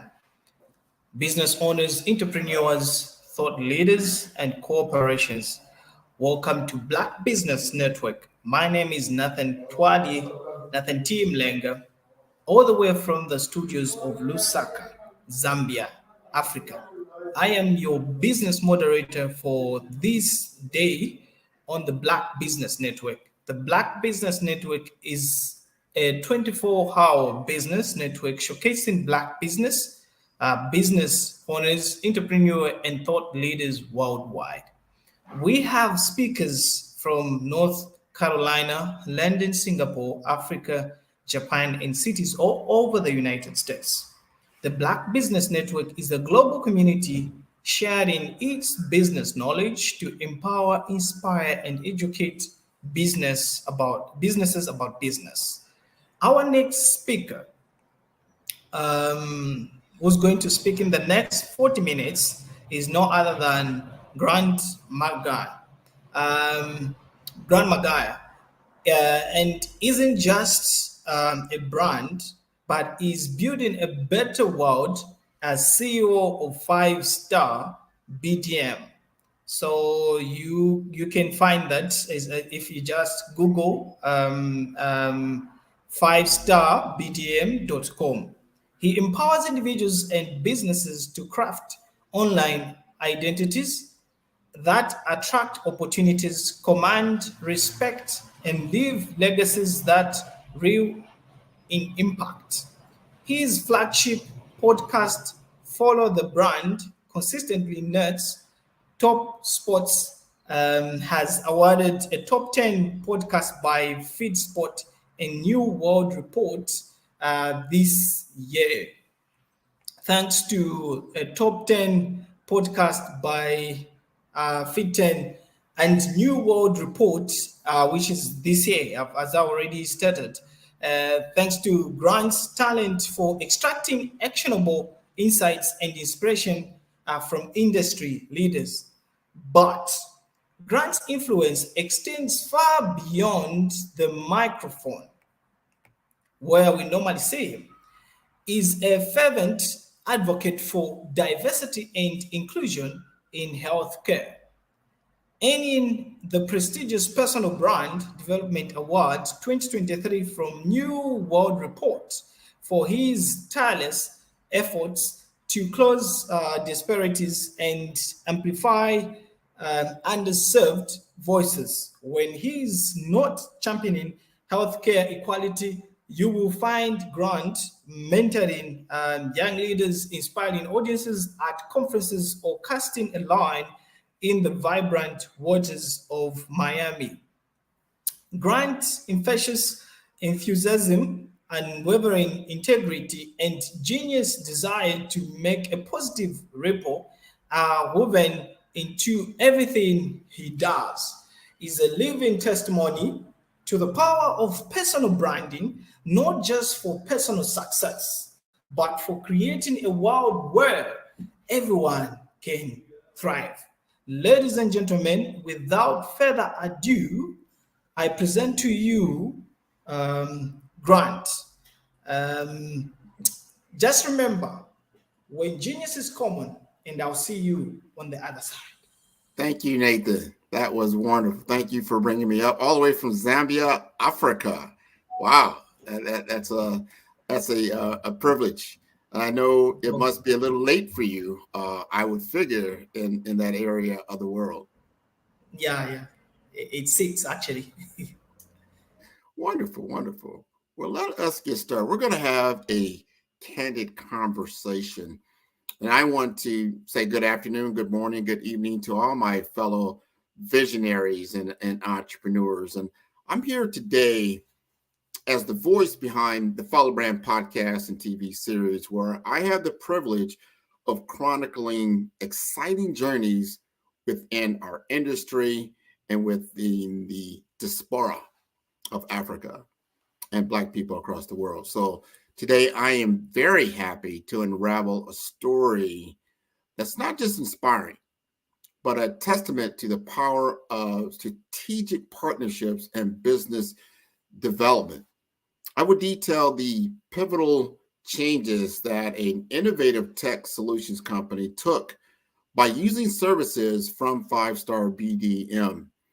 Now, I want you to imagine, if you will, a team of brilliant minds, nestled right in the heart of Silicon Valley, California. And they were creators of groundbreaking software, and they were poised to redefine the technological landscape.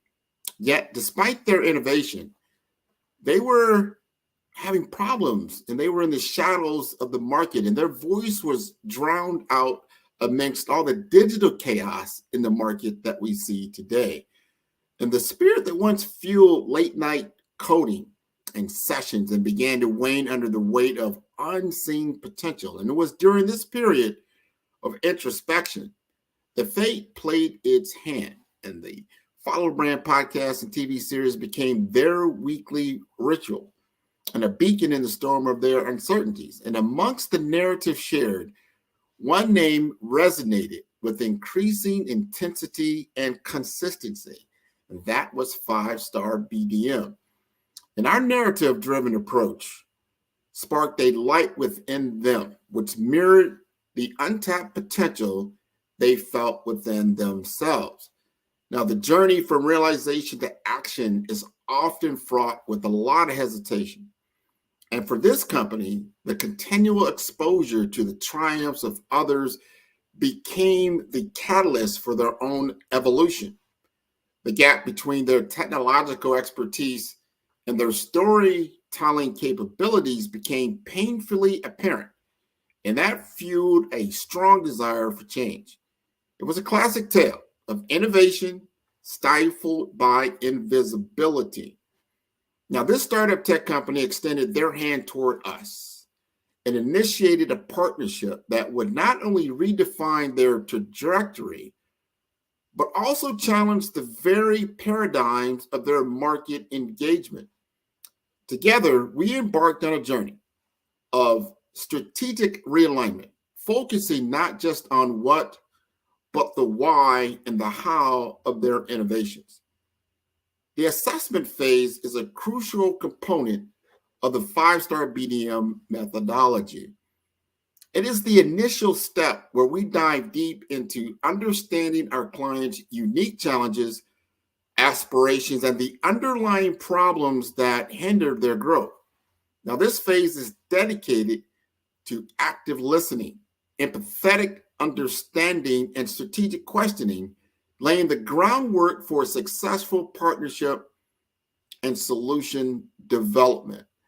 This journey begins with an initial consultation where we establish a rapport with our client. This is not just a meeting. It's the start of a strategic partnership. We encourage clients to share their story, their vision, and the obstacles they face.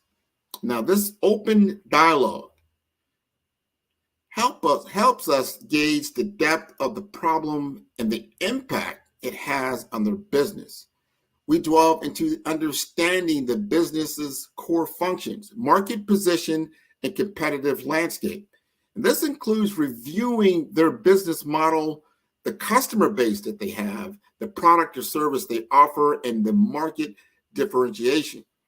Now, understanding the broader business context allows us to identify not just surface level issues, but also the underlying problems that might not be immediately apparent. Now, through a series of targeted questions, we identify specific pain points. Now, this could range from the declining sales that they're having, low customer engagement, inefficient processes, or outdated technology, which we see a lot in our sector. And we aim to understand the symptoms of the problem and how they affect the overall business health. Now, once we have identified the pain points, we analyze their impact directly on the business. And this involves quantifying the effects on sales, productivity, customer satisfaction, and other key performance indicators or KPIs. Now, understanding the severity of the problem helps in prioritizing the issues that need immediate attention. Now, identifying the symptoms and impacts is crucial, but understanding the root causes is where the real work begins. Now, we explore the internal and external factors contributing to this problem, and whether they be strategic misalignments, market changes, or operational inefficiencies, this helps us deep dive into crafting a solution that not just are just band-aids, but they are aimed at addressing the core issues. We arm ourselves with a comprehensive understanding, and we work collaboratively with our client to define the problem clearly. This shared understanding ensures that we are aligned on what needs to be solved and why it matters. It transforms the problem from being a client's issue into a mutual challenge that we are committed to solving together. With the problem clearly defined, we set the stage for the next phase of the journey, and that's developing a tailored solution. Now, this involves outlining the goals, expectations, and the roadmap for addressing the identified challenges. Now, this assessment phase is more than just the first step. It's the foundation of the entire 5-star BDM process. By thoroughly understanding the problem, its impacts, and its causes, we ensure that the solutions we develop are not just effective, but transformative. This phase sets the tone for a collaborative, transparent, and results-oriented partnership, paving the way for sustainable growth and success for our clients. Now, this phase is not just about identifying problems, but about engaging in a collaborative discovery process grounded in the principles of permission marketing as introduced by Seth Godin. Now, integrating permission marketing as 5-star BDM, we embark on an assessment phase that the team will adopt a tailored approach deeply rooted in the ethos of permission marketing. And instead of bombarding my client with unsolicited advice or generic solutions, we seek explicit consent to explore and diagnose the underlying issues. This is achieved through a series of strategic engagements, building trust and enduring and ensuring the communications are both anticipated and relevant. The assessment continues with an in-depth discovery session. However, true to the tenets of permission marketing, this session is only scheduled after my client has indicated a clear interest in exploring potential solutions, perhaps prompted by their engagement in the podcast series itself. They've seen our work in progress. This initial conversation serves as a platform for my client to articulate its challenges, aspirations, and the barriers without the pressure of a sales pitch. Following the discovery session, 5-star BDM designs a customized survey tailored specifically to the nuances of my client's situation. This survey, distributed to key stakeholders within the company, seeks to gather detailed insights into their operational, marketing, and technological challenges.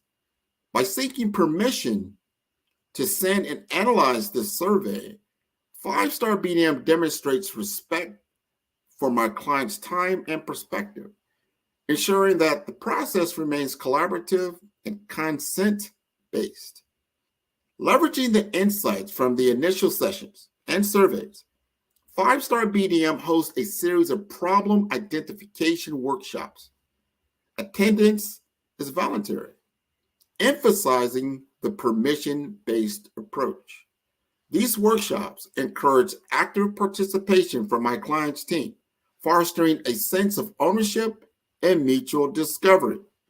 The workshops are designed to be interactive, allowing for a deep dive into a specific issue while maintaining an atmosphere of trust and openness.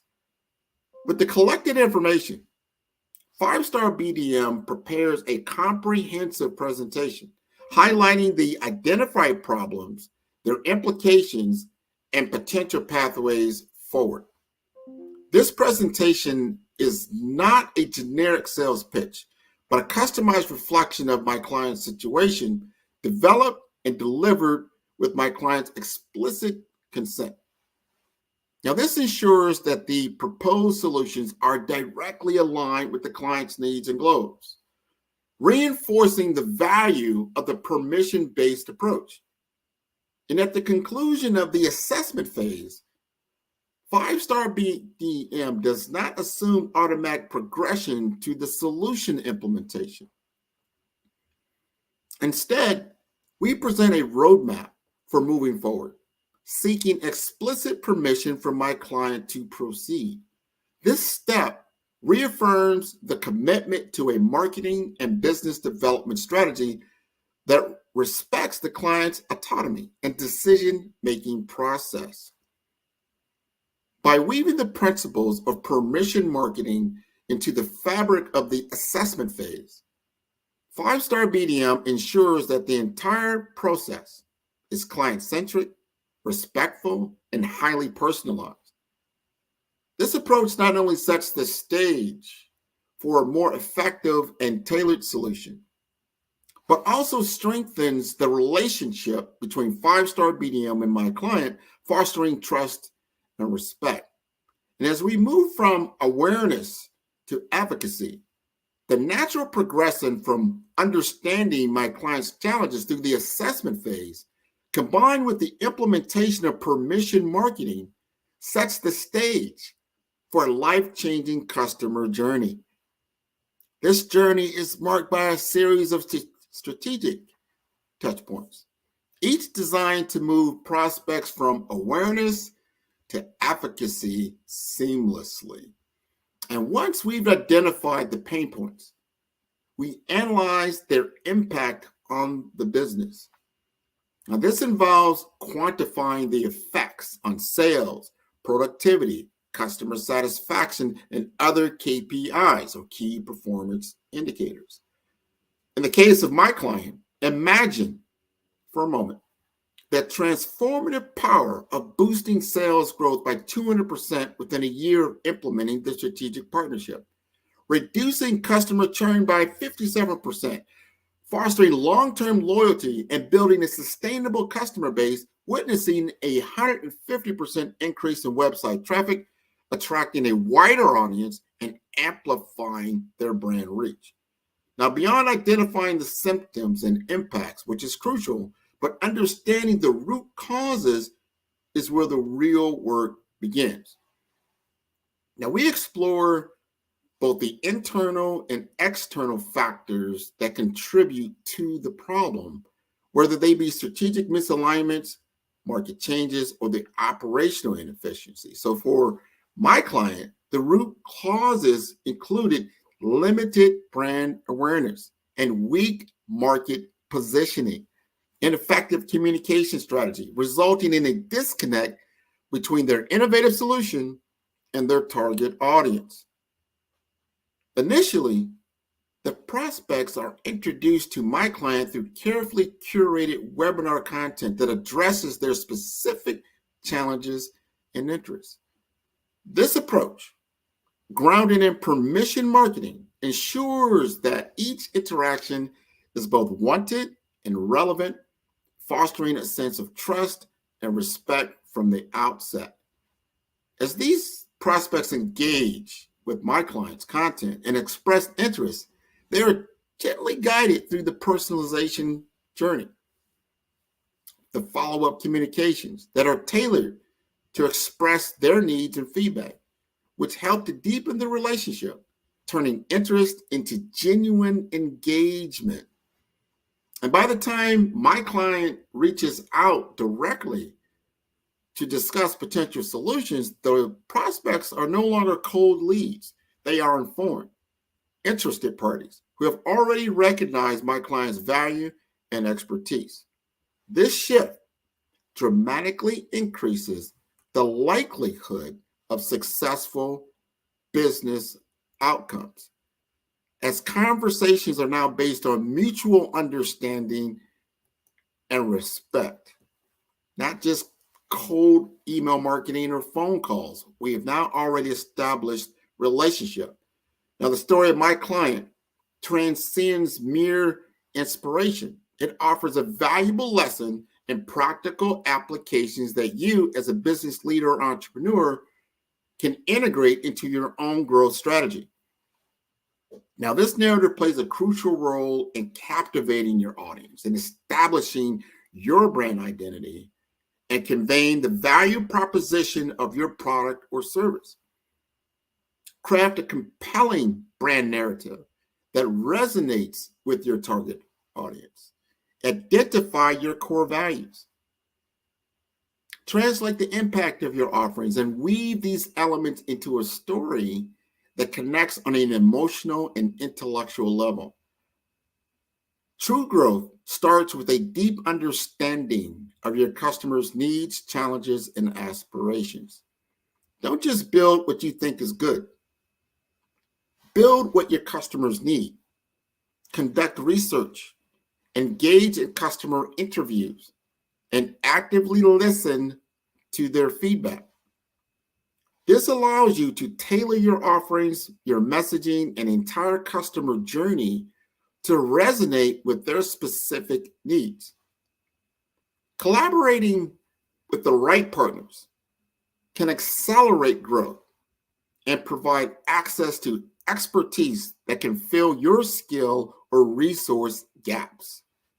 Identify reputable companies with complementary expertise that align with your vision and values, and explore strategic partnerships that can enhance your marketing reach, product development, or your operational efficiency. Building trust and respect with your audience fosters long-term relationships and fosters brand loyalty. And by focusing on putting the value up front, and you gain explicit consent for communication, and you prioritize building genuine connections with your audience instead of aggressive sales tactics. And by using quantifiable data allows you to make informed decisions. You'll be able to measure progress, and you'll optimize your strategies for maximum impact. You want to set clear goals and establish relevant KPIs. Track these key metrics across all the stages of the customer journey, from brand awareness to conversion to customer retention. And you can use this data to identify areas for improvement and refine your strategies for continuous growth. By internalizing these lessons and applying them to your unique business context, you can empower your brand to break free from the shadows and ignite its full potential for growth. And remember, the journey of transformation, just like the one undertaken by my client, is not a sprint, but a marathon. Embrace continuous learning, strategic partnerships, and a data-driven approach to fuel your path towards sustainable success. The culmination of this journey is not just a closed deal, but the conversion of customers into brand advocates. Satisfied with the solution and the respect they receive throughout their journey, they are more likely to share their positive experiences with their peers, extending the cycle of engagement and conversion. A win-win scenario is born through the integration of the assessment phase and the permission marketing principles into a strategy that represents a paradigm shift in how we approach our market. By focusing on understanding the client's problems and securing permission at each step of the customer journey, 5-Star BDM is able to create more meaningful connections, deliver tailored solutions, and ultimately close more deals while fostering long-term customer relationships. This is the essence of transforming potential into actual sustainable business growth and a genuine partnership. Our collaboration, my client, bloomed into action with a series of webinars meticulously tailored to address the pressing challenges faced by our target audience. Leveraging LinkedIn, robust targeting capabilities, we extended our invitation to a meticulously curated list of professionals, ensuring that each session was not just attended, but was a resonant experience for every participant. But our commitment did not wane with the end of each of these sessions. We understood that engagement doesn't end with a thank you for attending. By offering the webinar's replays, we provided a bridge for continuous engagement, transforming fleeting interest into enduring relationships. Each replay, each follow-up was a step towards establishing my client not just as a vendor, but as a thought leader, a beacon of innovation in a crowded marketplace. The webinars once were mere presentations, evolved into platforms of dialogue, avenues for genuine interaction. This was not just marketing. This was the cultivation of a community anchored in value and trust. The feedback loop created through these sessions informed not just the participants, but also shaped the future direction of my client's innovations. The story of my client in 5-Star BDM is more than a case study. It's a blueprint for change. It illustrates that the bridge between potential and success is built with the bricks of strategic storytelling, customer engagement, and unwavering perseverance. Now, I pose this question to you. Are you ready to emerge from the shadows of potential and step into the light of realization? Let's embrace the lessons from this story. Let's transform the narrative of what's possible together. And let's not just dream about the future. Let's build it one story at a time. Now, for those who are not familiar with 5-Star BDM, that's for Brand Development Masters. And I help small business owners. I help entrepreneurs. I help people and businesses to level up, to get to that next opportunity. Just find out, you know what, Grant? I've been running in this circle, in this wheel, and I'm at this 6-figure mark. I'm at this 7-figure mark, and I'm at this 8-figure mark. How do I break free? How do I connect? Most of the time, it always starts with how do you understand your audience? Because especially in the tech space, they truly understand their technology. They're wizards at understanding the technology, but they are sorely have a weakness in the area of understanding people, of understanding audience, of understanding needs, desires, and what it takes to get them to the next level. Understanding that technology is not the end goal. It's the enablement factor. I think Steve Jobs is very, very good at this. One of the few technologists that truly understand that his technology was an enablement factor, in enabling the community to rise further.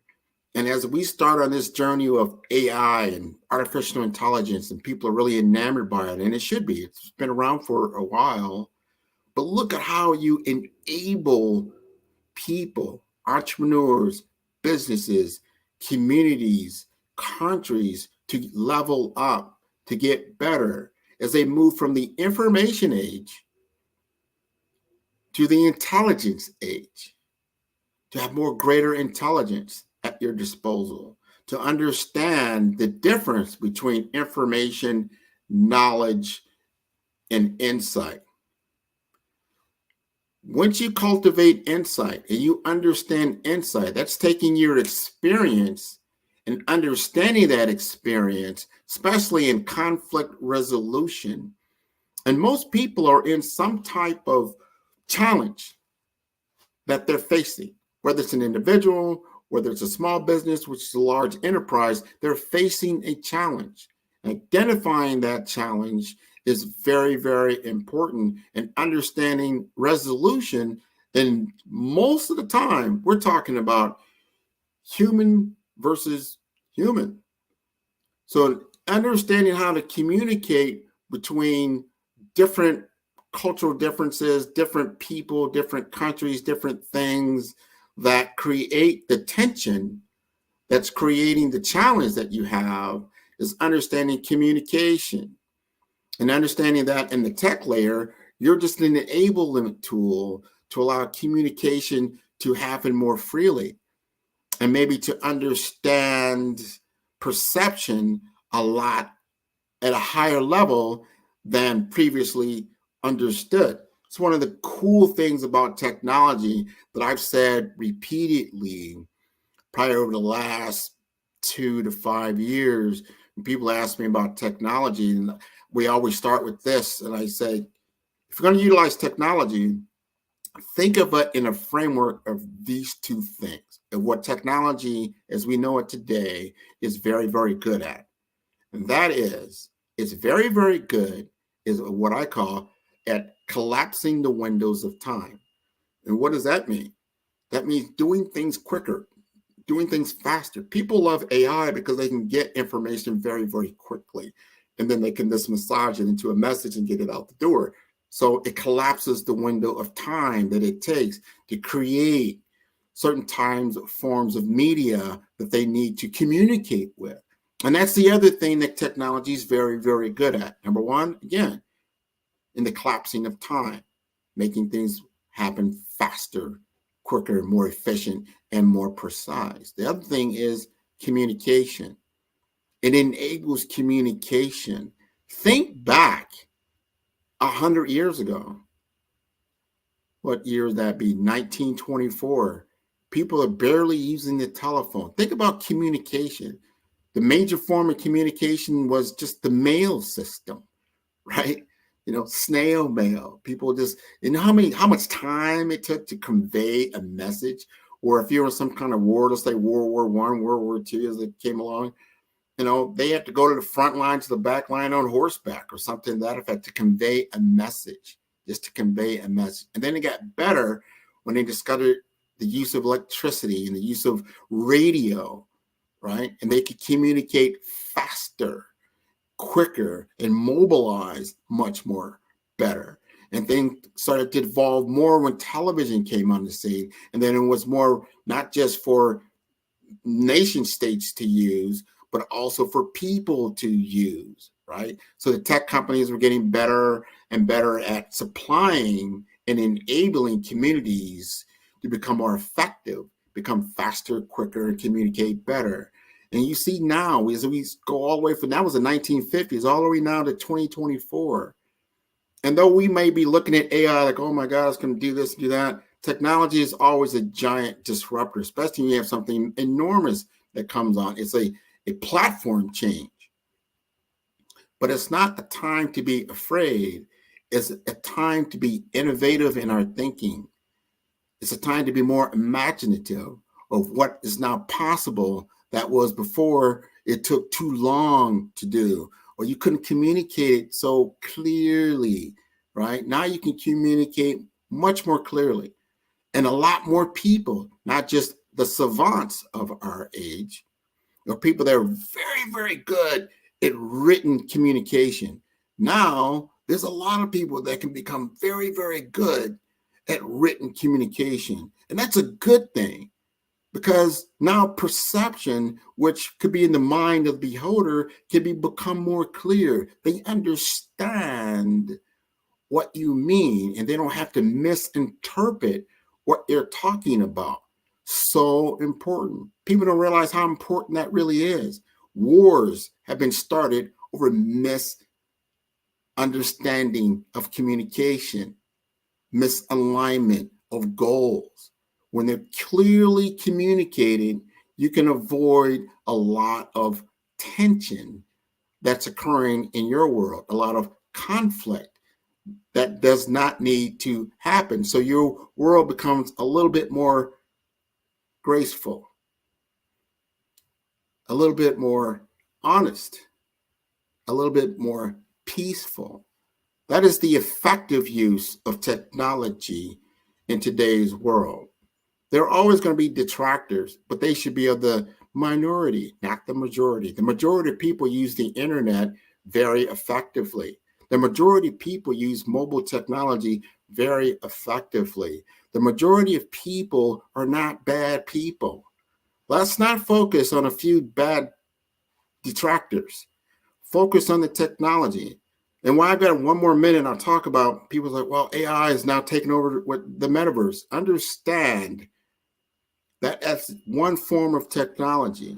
And just because one aspect of one person used it negatively does not mean the technology of itself was negative. It was just utilized in a bad way. And if we take it from that and start to utilize it more positively, get it into the right hands, this could be an evolutionary effect on the human experience. Thank you very much. Thank you so much. Otherwise, that was a good presentation. I really I enjoyed your presentation. I may call you as well, Dr. Grant. Otherwise, thank you so much. And it has been my pleasure to have you on our show. I do not have any question at the moment. Otherwise, if I have questions, I know where to find you. Otherwise, we thank you. And I thank Dr. Eric for giving us this opportunity and also for giving you an opportunity to explain and propound on those important issues. And you use the case study for your client, which is very good. I'm sure those who are watching, they've learned one or two things which will help them to expand and grow their businesses, because that's what Black Business Expo is all about. Otherwise, when genius is common, I will see you on the other side.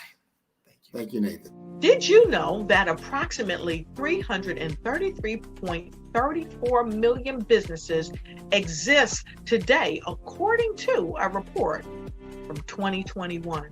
And you may be one of those businesses, or maybe you're not in the business market yet, but you're aspiring to be a business owner.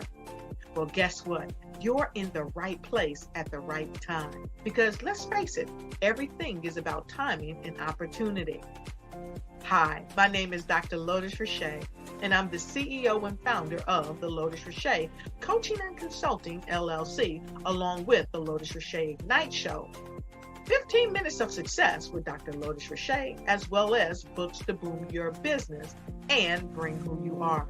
And today, I want to bring this amazing message to you about the Black Business Network and the Black Business Olympics. See, the Black Business Network and the Black Business Olympics is designed to help people just like you, that's right, that look like me, to take their business to the next level. Not just in your front yard or your backyard, but globally. The Black Business Network and Black Business Olympics is designed not to just help you survive, but to help you thrive.